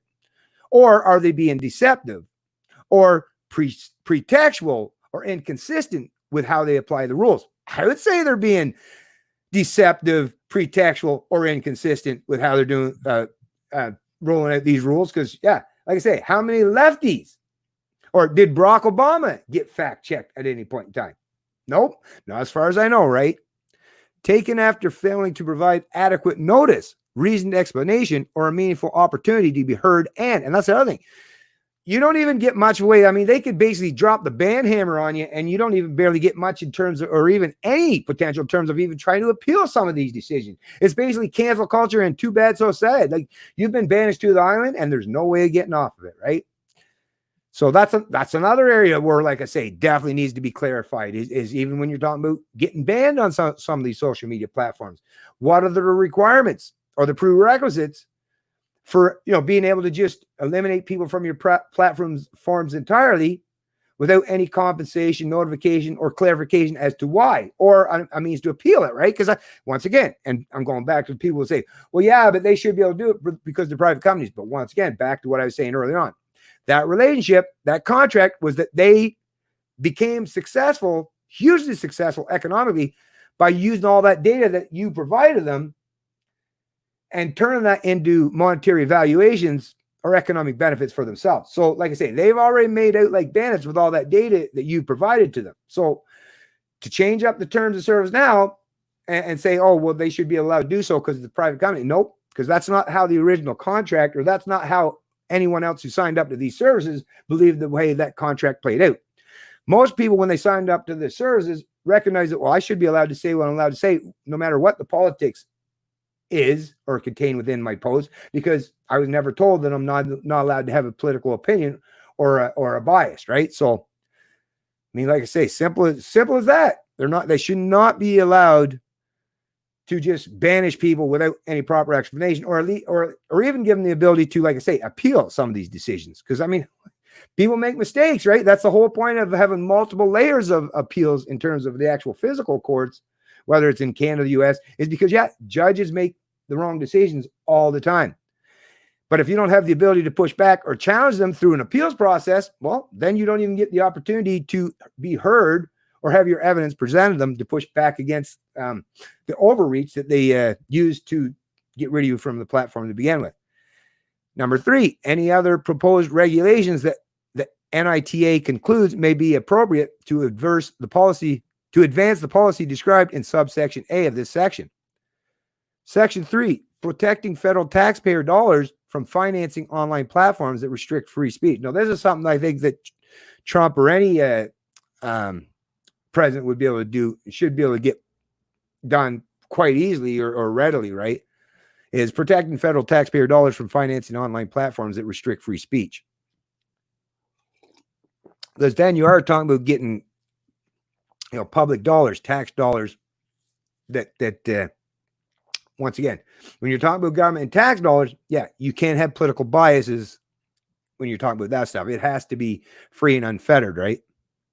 The head of each executive department and agency shall review its agency's federal spending on advertising and marketing paid to online platforms.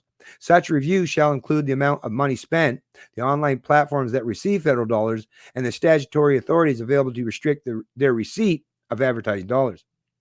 B, within 30 days of the day of this order, the head of each agency shall report its findings to the director of the Office of Management and Budget.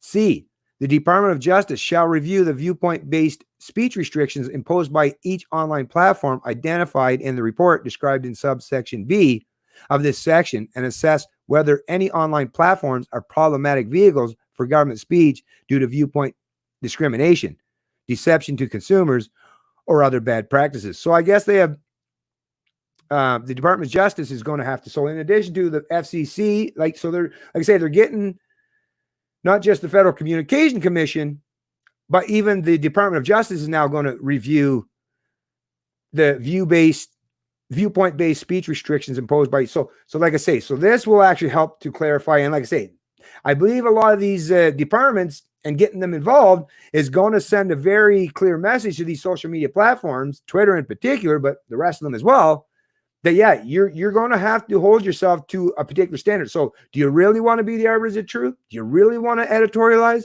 Because if you do, Jack, yeah, there's going to be a whole lot of work for you.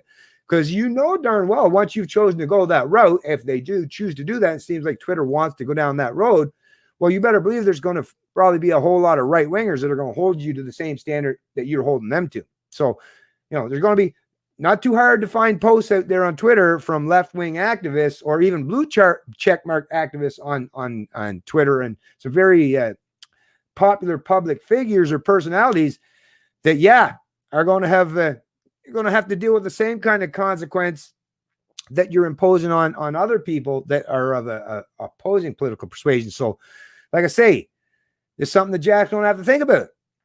By putting your hands on the wheel and trying to maintain that much control, well, like I say, wait till you see what kind of obstacle course they're going to put there before you by doing so. Because you got a lot of people with a lot of time in their hand, a lot of times in their hands, and can point out and can sit there all day and point out multiple times where people that you align with politically have done the same things that Trump has done or worse, and you don't fact check them. So, like I say, I think Jack Dorsey has seemingly bit off a whole lot more than he and anyone else in his on his crew or his team is going to be willing to chew. We'll see how this plays out eventually, like I say. Section 4, federal review of unfair or deceptive acts or practices. A, it is the policy of the United States that large online platforms such as Twitter and Facebook, as the critical means of promoting the free flow of speech and ideas today, should not restrict protected speech. The Supreme Court has noted that social media sites and the modern public square. Oh, sorry. I just heard a noise. I don't know what that is. Anyways, Okay, where was I at here? The Supreme Court has noted that social media sites as the modern public square. So the Supreme Court has said this. Well, that definitely, if the Supreme Court has actually acknowledged the social media sites as the modern public square, well, wow, that gives this executive order already a leg up, doesn't it? But anyways, I'm not 100% sure on that, but let me continue on here. Supreme Court has noted that social media sites as the modern public square can provide perhaps the most powerful mechanism available to a private citizen to make his or her voice heard. Well, this is apparently a direct quote, so Packingham versus North Carolina, 137S, CT 1730, 1737, 2017. I would imagine that's the year. Communication through these channels has become important for meaningful participation in American democracy, including to petition elected leaders. That's true too, right? These sites are providing an important forum for the public, for others to engage in free expression and debate. CF Pruneyard Shopping Center versus Robbins, 447 US 7485D9 1980. So this is basically showing some of the past precedent or decisions that have been handed down by particular courts throughout the US. But basically what this is kind of leading to here, from what I'm getting anyways, is because now that you think about it, when you talk about petitioning the government, right? They do use these social media platforms as a means to even petition government. So are they somewhat of a public square? Little more evidence kind of leading towards that general vicinity or direction, or at least, like I say, that'll be up to the social media platforms to clarify. Do you want to be part of the public square? Because really, it's not like the government shouldn't be able to impose whether they are part of the public square or not, because that's not up to government. Government don't get to dictate and control private entities and how they want to function, or how their business models are unfolded, or how they function. But at the very least, these private companies have to clarify, do you want to be a public space? Do you want to have all these other things afforded to you or attributed to you? Or do you just want to be a private company that wants to editorialize and control the kind of content on your platform? Because if that's the case, like I say, it changes the whole paradigm of whether they're going to be covered under Section 230 as it's currently written, or whether Section 230 has to be rewritten to clarify one or the other. B, in May of 2019, the White House launched a tech bias reporting tool to allow Americans to report incidents of online censorship. In just weeks, the White House received over 16,000 complaints of online platforms censoring or otherwise taking actions against users based on their political viewpoints. The White House will submit such complaints received to the Department of Justice and the Federal Trade Commission, FTC. The White House will submit. So in addition to submitting this executive order and hand that off to some of these other organizations, these institutions, the White House is even going to submit these complaints so that they'll have that to use as further anecdotal evidence themselves, right? So as they're trying to figure this stuff out. So that's good to know at the very least. The FTC shall consider taking action as appropriate and consistent with applicable law to prohibit unfair or deceptive acts or practices in or affecting commerce pursuant to Section 45 of Title 15 United States Code. Such unfair or deceptive acts or practice may include practices by entities covered by Section 230 that restrict speech in ways that do not align with those entities' public representations about those practices, right? Right? I'm going to say it again, folks. Does this not seem like it's all about clarifying things? It sure does to me. And like I say, this is an executive order I can definitely get behind, because like I say, it seems mostly and predominantly about clarifying the language in Section 230 so that these social media platforms know whether they're acting as a public square or space where they have to have more of a hands-off approach, or where they generally want to function like Jack does, where he gets to pick and choose what's allowed or what's truthful or what's false, all that stuff, right? To be more scrutinized of the kind of content that's uploaded to the platform.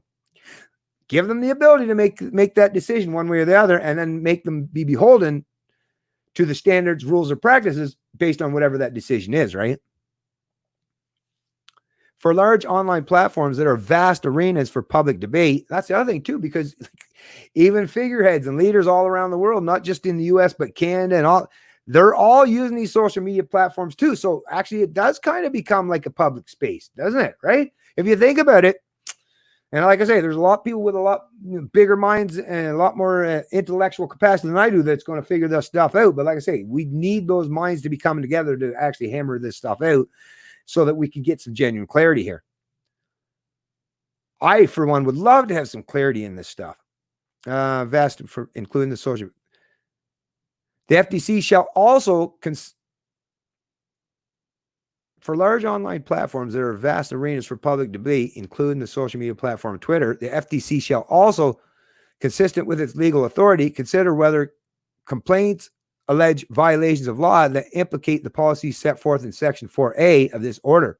The FTC shall consider developing a report describing such complaints and making the report publicly available, consistent with applicable laws. So open and transparency, that would obviously be very important. Yeah, that's actually something that's very important too. I'm glad to see that is let's see some serious openness and some transparency when you're talking about this stuff as well.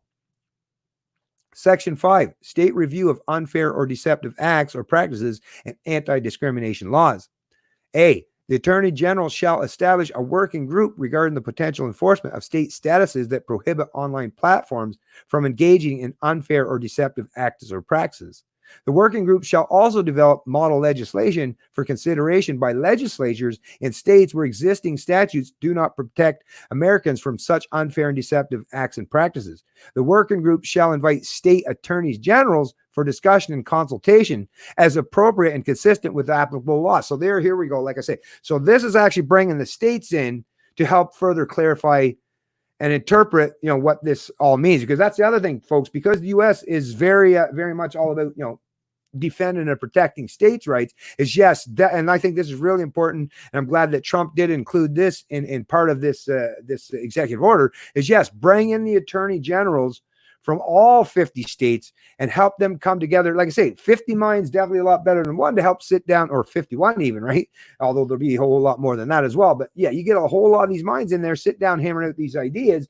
And trust me, you get enough of these people together, especially if you're saying people that are coming from, both sides of the political divide that are nonpartisan, or even if they're partisan, like I say, for them to come to anything remotely resembling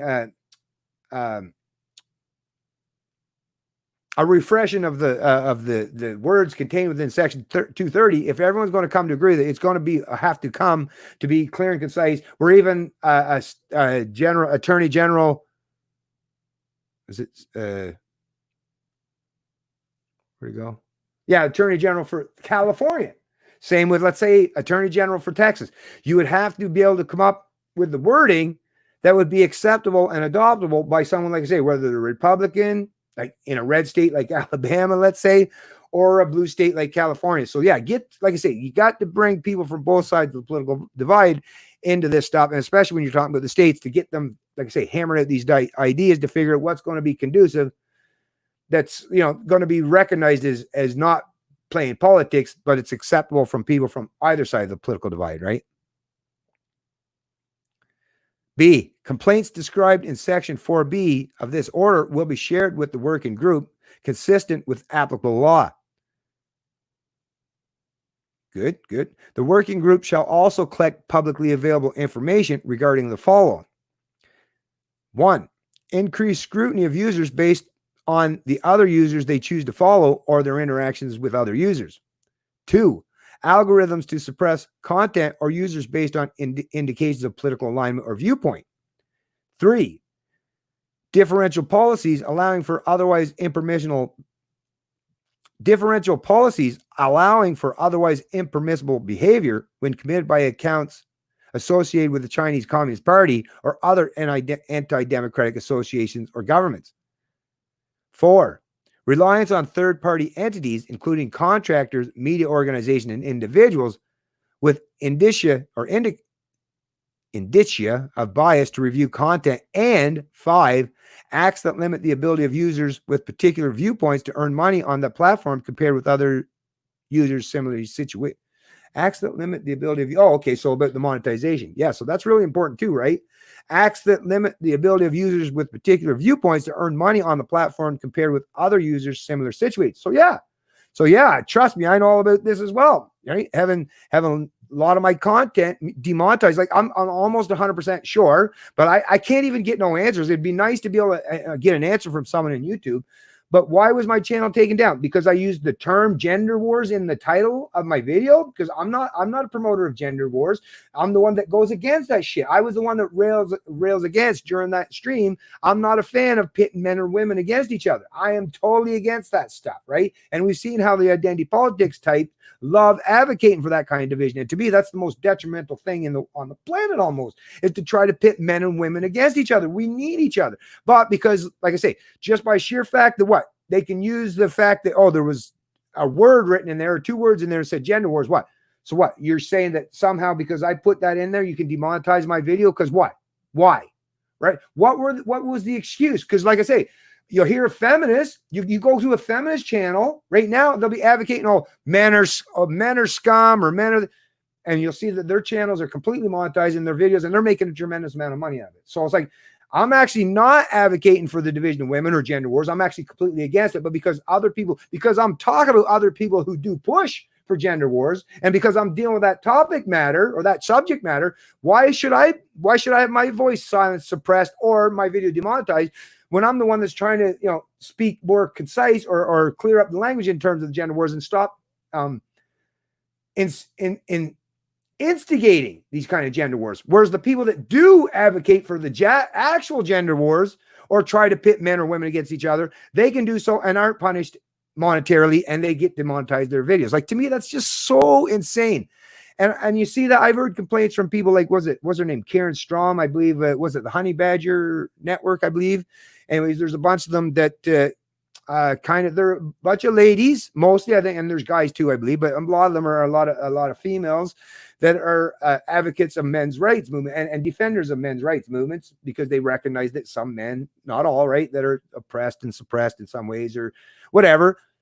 But I've seen, where they're advocating on behalf of men's rights in regards to some of these gender issues, but yet they have their channel or their videos demonetized, and I've heard them suggest as much. Whereas if you took the opposite stance on that particular divide, then you not only do you get monetized, but you'll get the entire Twitter sphere or the blue checkmark Twitter sphere applauding and praising you, and maybe it'll go trending, right? So anyways, but for sure, the demonetizing thing, political bias, because you're fucking with people's money. You're fucking with people's livelihood, their ability. Could you imagine going to work in any other place, right? Going to any other place, and based on your political views, they'll oh yeah, no, you're not getting paid today. No, you said something that I don't agree with politically. It's like, what?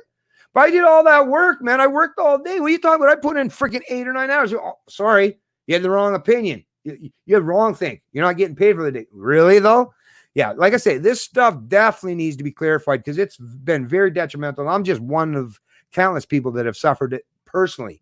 So if anyone needs someone else, actually, that's the thing. Trump, not like Trump would be watching my little videos here, but I'd be part of this whole thing, and I offer up my own anecdotal evidence. And like I say, I screen capture all the stuff that's happened to me, but I'd be more than willing to offer up my own evidence. As a matter of fact, if someone in Canada wants to put some money together and challenge the government in terms of their social media policies, or even some of these social media platforms and how the government gives certain people favor or bailing, I'm all for getting into all these suits and these class actions. Just don't rely on me off the money. If somebody's got the money, I'll even be an advocate. I'll be up there. I'll use my verbal language. I'll use my speech. I'll articulate my thoughts in a proper and constructive manner. Like I say, I just don't have the money to do so, but I'd be more than willing to get actively involved if someone wants to actually do something similar in Canada to hold some of these social media platforms or big government to his account as well. That's why that's why I keep a record of all the stuff that happens to me and all the things that happens. And people say, why do you pay attention to CBC? Because I've got all the evidence I need. I say it's all archived, it's all recorded, it's all uploaded, and all saved on backup drives. So if we ever need this information that I've worked hard to save over these years, it's here, and I'm ready to use it whenever is needed or necessary. Section 6, legislation. The Attorney General shall develop a proposal for federal legislation that would be useful to promote the policy objectives of this order. Okay? So like I say, some legislation that's laying out the clarity of what this all means. Section 7, definition. For purposes of this order, the term online platform means any website or application that allows users to create and share content or engage in social networking, or any general search engine. So that's pretty clear, right? Section 8, general provisions. A, nothing in this order shall be construed to impair or otherwise affect the authority granted by law to an executive department or agency or the head thereof. 2, functions of the director of the Office of Management and Budget relating to budgetary, administrative, or legislative proposals. B, 12BC, that's weird. This order shall be implemented consistent with applicable law and subject to the availability of appropriations.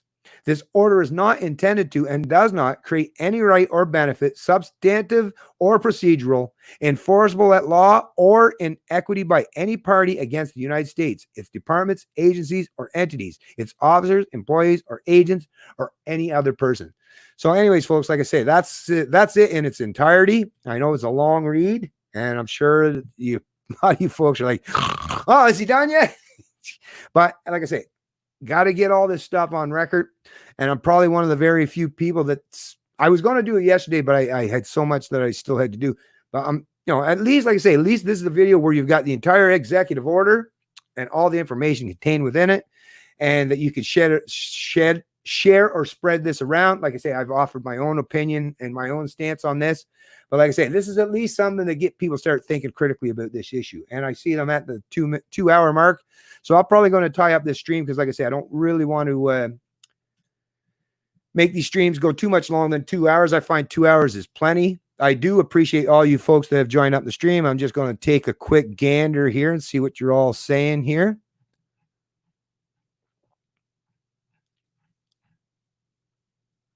Okay.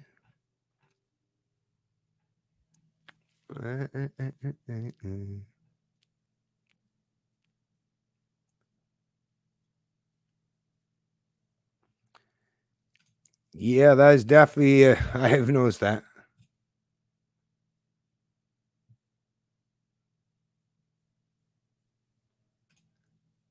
Yeah, exactly, Judy Brown. Hey, thanks for joining the stream, by the way, Judy Brown. I once again, nice to see some more ladies join the stream. Really, really happy to see some ladies join the stream. Really appreciate that for those of you whoever's giving you the mention to come out there, because yeah, it's really important for, like I say, for both men and women. Like, I hate the fact that not only does politics seem to be so divisive in so many ways, but the way it's playing out today is like constantly trying to, like, all men are right wing, all women are left wing or something. That's how basically the media is trying to portray it. And that really grinds my gears, because obviously that's nowhere near the case. People think critically about a lot of issues. Like, it's not quite that clear and concise. And like I say, it's really important for both men and women to come to terms and understand that it's important, like for us both, like for all of us, all human beings, no matter who you are, what's between your legs, what's between your ears, all that stuff is, yes, we have to respect and promote individual rights, freedoms, and liberty for each other, right? It's stop playing. That's the thing with identity politics. It tries to pit us all up into these little groups and then pit us against each other. Very divisive. Works great for the political class, right? Because it's like a team sport. But in reality, for all of us, it's just this team sport ends up, we're the ones that, no matter what, even though your team might tend to win or lose from time to time, at the end, you and I, as just the average citizen, we're losing no matter what. We're losing our freedoms, our liberties, and our ability to just be who the hell we are, live the way we see fit. Like I say, as long as you're not causing harm to anyone, the old golden rule, right? If you're not harming anyone, you're not stealing from them, right? Can we just get back to the live, let live mentality and stop playing these stupid games? Because like I say, this one up at each other, they think they're one up at each other, but in reality, it's that race to the bottom. Like I said, it's that race to the bottom, and all that ends up in the race to the bottom is we all end up at the bottom, right? But anyways, thanks for I definitely agree with you. Yeah, no censorship of either side, just like book publishing. It's not their personal view. Exactly, right? A book, Mein Kampf was published, right? So I'm sure the publisher, whoever that publishing outfit that allowed Mein Kampf to be publicized on the platform, I'm sure they weren't a big fan of Hitler, right? I'm pretty certain of that. But it's not the point.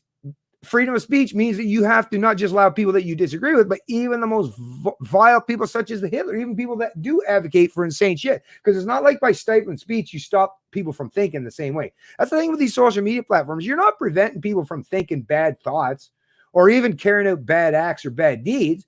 Stifling their speech, actually, a lot of the time when you stifle people's ability to speak freely, like that might be their way of venting, whereas maybe they would restrain themselves or constrain themselves from not, taking that out in the physical realm violently, right?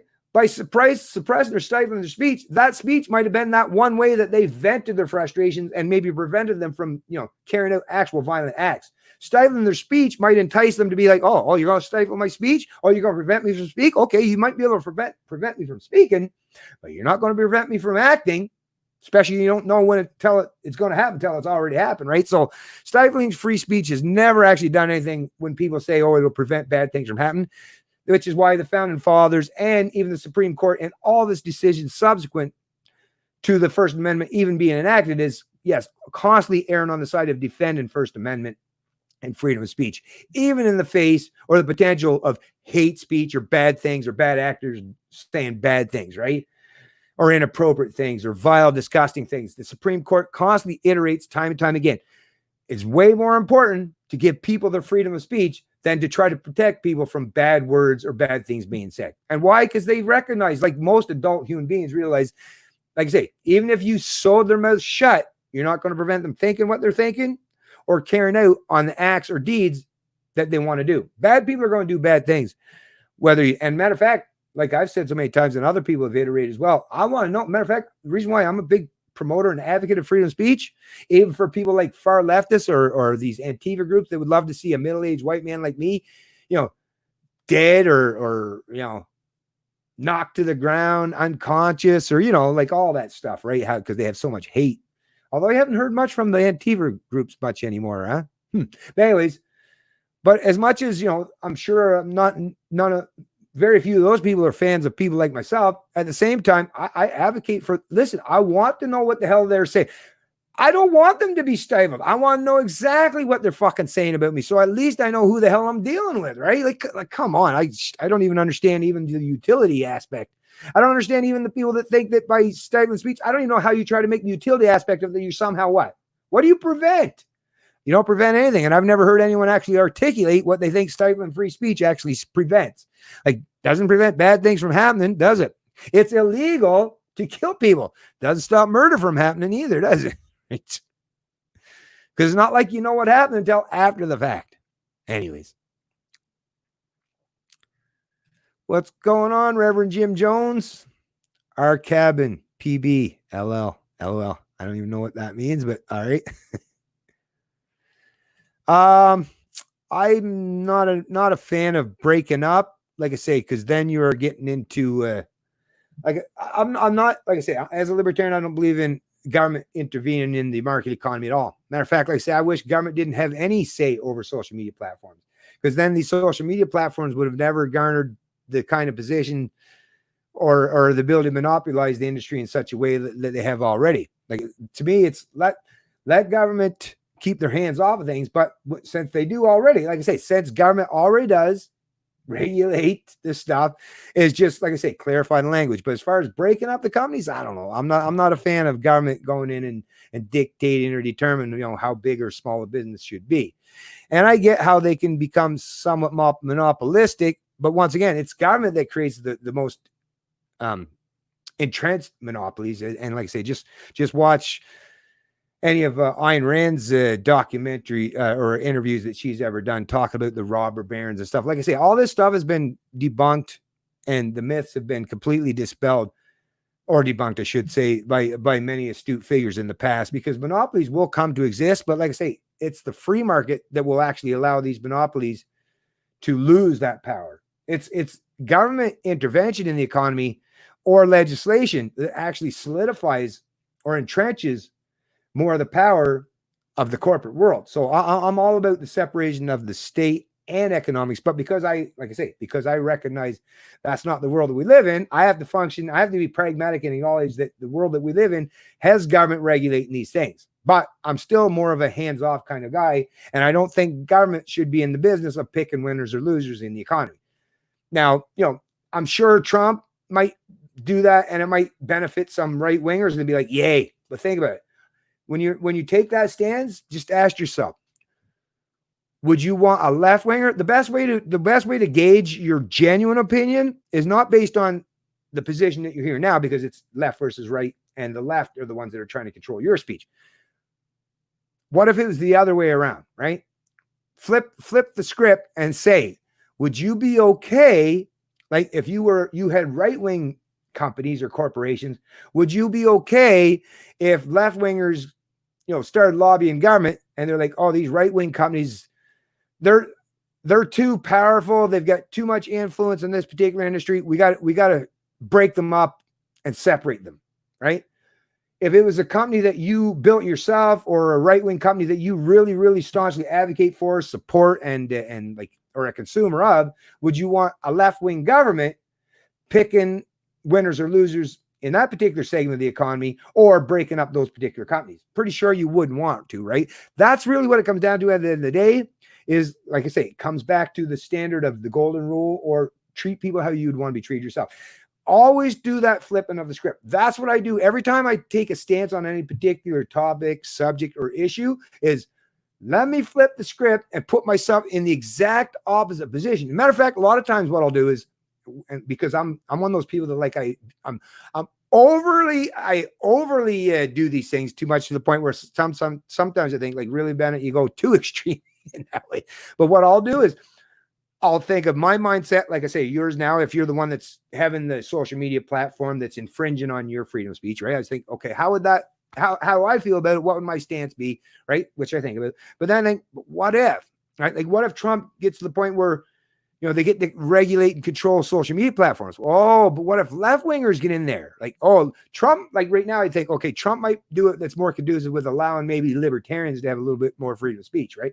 But what if really far left progressive comes to power and they have that same power that Trump had? Now all of a sudden my calculations change, right? Oh, maybe not such a good idea.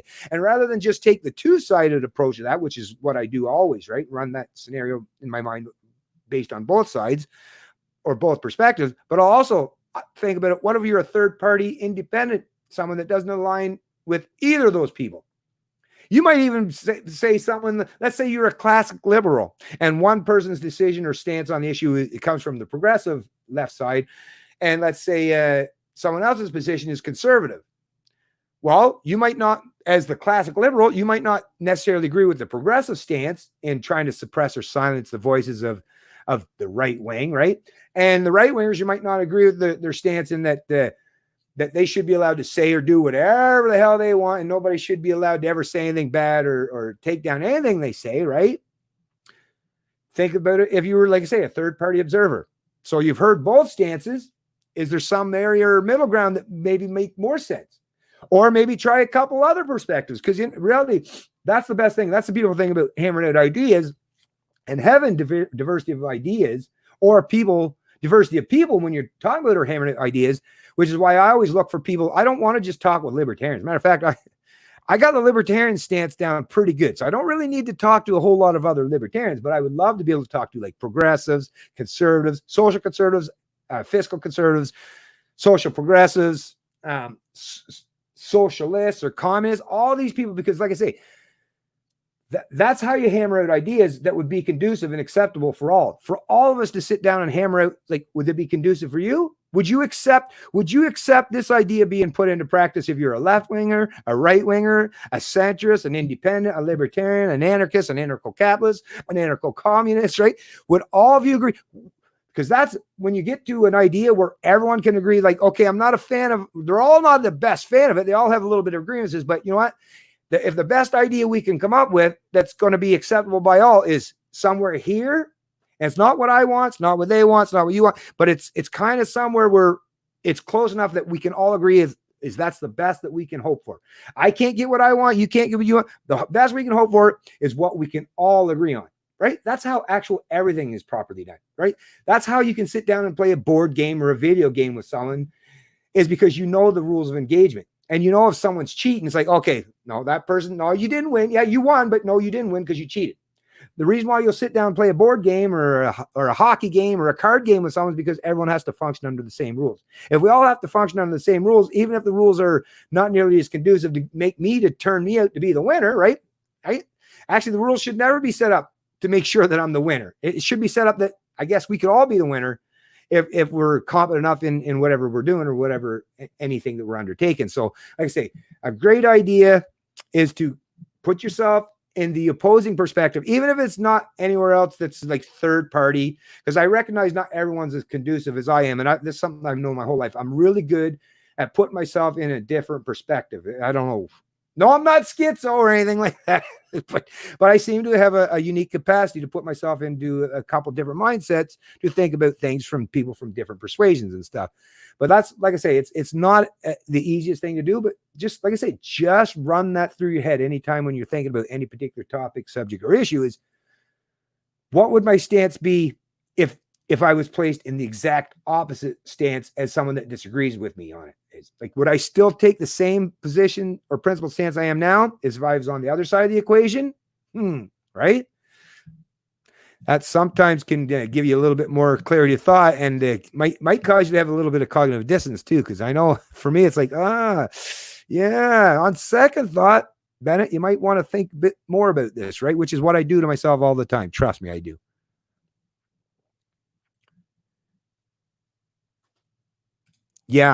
Yeah, then Twitter had to admit their fact checks were wrong. Yeah, exactly. Well, I mean, especially when you're talking about mail-in ballots. I mean, like, that was what a stupid thing for them to choose to pick. Like, there's so many things that Trump has tweeted that I'm pretty sure if you went back through all the crazy shit that Trump has tweeted, I'm pretty sure Jack or anyone in Twitter could have found some way to try to stick it to Trump without such a. This is a poor example, I would say, Judy.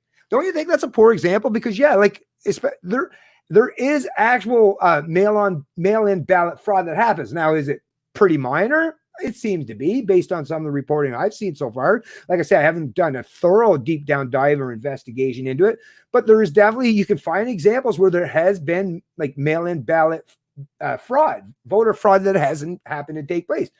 So I guess the only thing that Jack could say is not 100% true, but it is true. So what are you doing fact checking Trump, trying to suggest that he was wrong, when in reality, he's partially right and partially wrong? Matter of fact, if that was Snopes, right, one of those other fact-checking sites, I'm pretty sure they would have even erred on the side of partially true, partially not true, right? Because it is true, just maybe not to the degree how Trump promoted it or how it sounded in the way he phrased it, right? But yeah, to use that as an example, I think that was a big old fail. And I'm no doubt why Trump felt emboldened to take this action today, because like, aha, I got you. You and Twitter, yeah, you done messed up. And I actually believe that they did. And that's the thing. Trump is pretty opportunistic, just like some of these social media platforms. Actually, that's why they hate Trump so much, is they're both very opportunistic people that'll use all the power at their disposal to counter their opponents. And I think what it is the social media execs and behemoths and these Goliaths recognize that, yeah, Trump's quite the adversary to have to deal with, isn't he?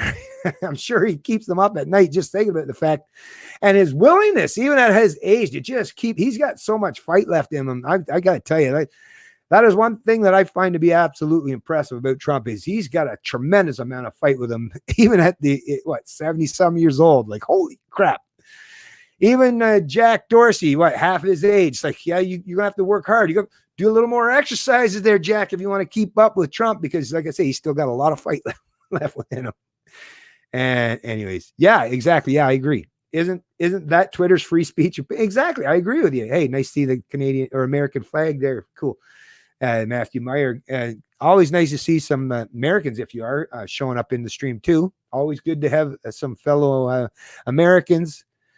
Matter of fact, I look up to a lot of my American counterparts in terms of libertarians, like I say, because they're the ones that really embolden me to bring that kind of mindset and forthrightness to Canada. Canada lacks, to a substantial degree, in the kind of rebellious spirit and zeal that the American people, or at least a substantial portion of the American populace, still has and retains. I'm real proud of the American people for their willingness to, I know it looks bad from outsiders. Oh, look at them fighting amongst themselves. Yeah, but that's a fight worth having, right?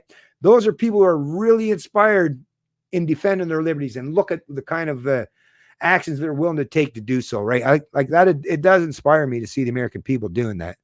When I see, massive protests and people speaking out, I don't, oh, look at it. I look, yeah, that's great. That's great. Even left wingers, right? When you see them out there, it's just nice to see the American people have that kind of ambition, that spirit, that zeal to defend their freedoms or liberties, whether you agree with them or not. It's just good to see that that's their thing. They like to stand up for their freedoms and their liberties, right? Oh, you just watched Trump on Gab? Really? No way. Actually, I'm really cool. I'm really happy to know that Andrew, I think it's Andrew, because he's the one that has, I think, because it's Gab's site, but he likes my stuff on Twitter quite a bit because I help promote Gab as well. But maybe someday I would actually, you know what, maybe I should try to reach out to Andrew Torba. I'm not sure if he'd be willing to have a conversation on my little channel, but like I say, he does seem to thanks me and replies to my tweets. So maybe I'll reach out to him. I would love to have a conversation with Andrew. Because Gab is a great platform, and yeah, just like he says, yeah, Trump. I mean, you can keep battling Twitter, and actually, I think it's a good idea to do so, right? To put these platforms in their place so that they're not using their political biases to railroad other people, right, that are on their platforms. But yeah, at the same time, yeah, definitely give yourself some redundancy and help platforms that are more free speech oriented, like Gab, and get on Gab, Trump. And not just Trump, but yeah, a lot of other people who are advocates of freedom of speech or libertarian principles or values, or even just people who are advocates of individual rights, freedom, and liberty of any stripe. I don't care. Get yourself on some of these alternative social media platforms so you got redundancy built in, and these social media platforms, the dominant ones right now, recognize and see that, yeah, we better start doing things a lot better. Otherwise, yeah, we'll end up being, you know, the 2020 version of MySpace, where it basically ceased to exist as anything even functionally or remotely resembling a dominant platform in terms of social media, right? Although I think it still does exist, but right, how many people use it? Hey, what's going on, John Ziegelbauer? Anyways, like I say, I'm going on 2 hours and 20 minutes now, so I gotta can't live with them, can't live without them. Anyways, yeah, I'm way too far. I'm getting way beyond the 2 hour mark here, folks. I'm going on 2.5 hours. So just going to see what else everyone's saying. I see Rika's in the chat. We need more black magic robes to make rules for us. Yeah, exactly. Well, at least you need someone to interpret, right? I'm not a big fan of that either, obviously, but somebody's got to interpret the rules. I mean, you know, my take on it would be, yeah, but I have to function in the real world. That's the thing. I know it's the hard part for those of us who are, you know, anti-statist, that are completely against the state. I'd agree with Rita. We don't need these people, but like I say, we got to function in this stupid old real world that we live in. And hopefully we'll get enough people up to speed to realize that we don't need all these people to dictate, control every aspect of our life.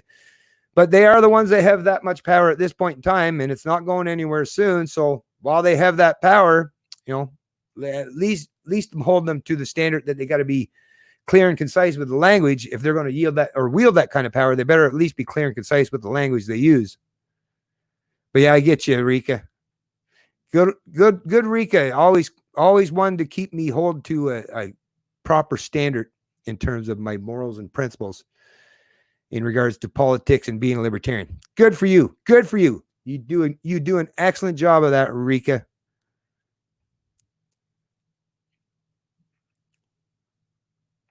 That's the thing, where some people get pissed off when someone tries to hold them to a higher standard. I don't. I'm really appreciative. I really appreciate people that try to hold me to a high standard, because if I'm failing or faltering some way, well, I want someone to point out, hey, you're messing up, Bennett. Get back in order there, boy. No, get back in line, right? No, but comment. Oh, what? Really, Kevin Caleb? I don't know why that would happen. Oh, because I'm not dealing with that today. Sorry, Kevin Caleb. I appreciate you showing up in the stream, though. They're really, really nice to see you in the stream. Thank you. If you wouldn't mind, hit the like button. But yeah, I like I say, because I had to agree with whatever the my upload terms to keep this video monetized, I can't deal with that particular stuff, but I will definitely deal with it.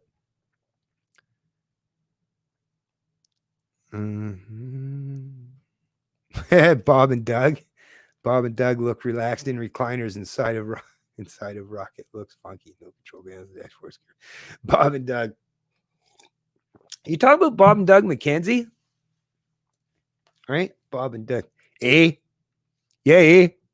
what was that? SCTV? Bob and Doug McKenzie, wasn't it? Yeah.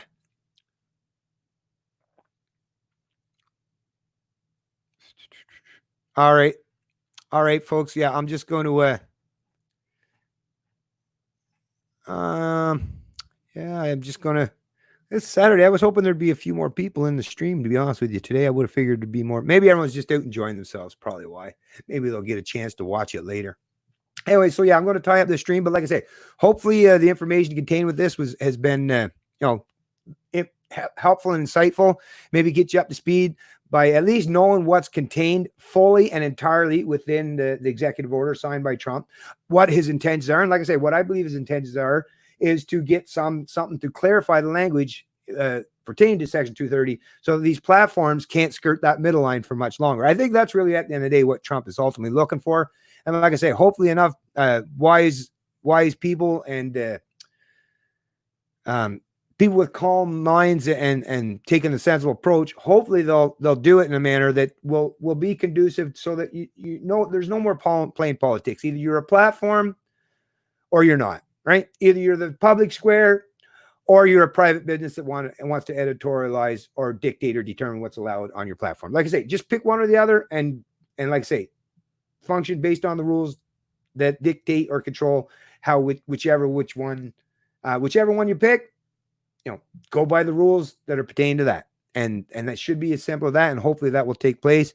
And now that the executive order has been issued, I'm sure there are lots of people right now getting into legalese mode to try to figure and hammer this stuff out. And hopefully, like I say, hopefully it'll turn out that it's going to be beneficial and not a detriment. Because the last thing I want as a consequence of this shit is for social media or the internet to be regulated. I don't want social media. I don't want internet. I don't want the internet. I want government to keep their dirty, clammy, sleazy fucking hands off the internet. Because like I say, it's the only place left today that you have some semblance of freedom, right? And to me, like I say, the only thing I want to see done is just clarify the language that's already enshrined in law as it is. Just clarify that language. No need to reinvent the wheel. No need for any new legislation as far as I'm concerned, other than, like I say, something to clarify or an amendment somehow to clarify Section 230. That's it.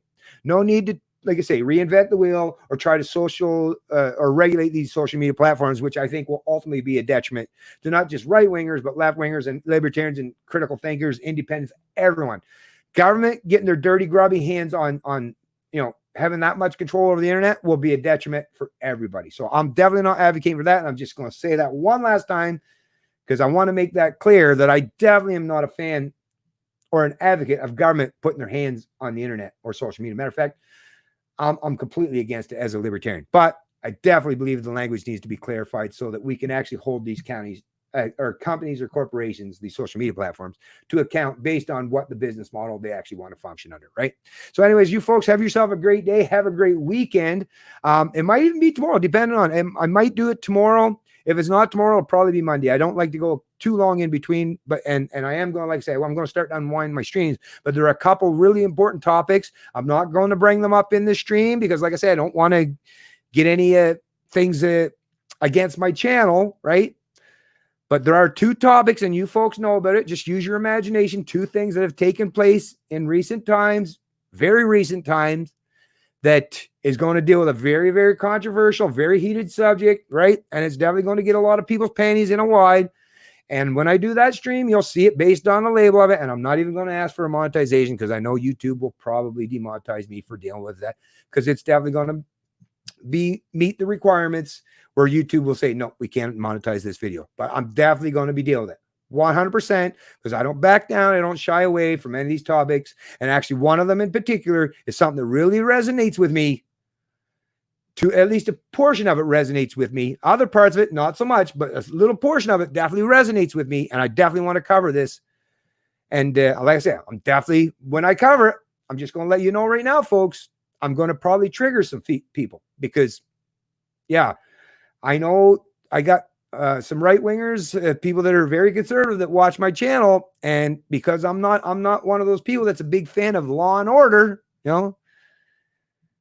Yeah, I'm going to take a stance, a principled stance that, like I say, you might not necessarily agree with, but once I've explained myself, I'm pretty sure you'll realize at least where I'm coming from and understand it's from the right place. It's from a good place.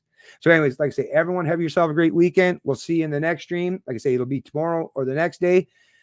And I expect it to be a little bit more exciting. It'll probably be a whole lot more comments going on. That comment section might be scrolling down a little bit faster than it is right now. But like I said, don't get too excited, folks. They're just words at the end of the day. It's just words. So everyone have a great weekend. It's Canadian Libertarian, and I love liberty.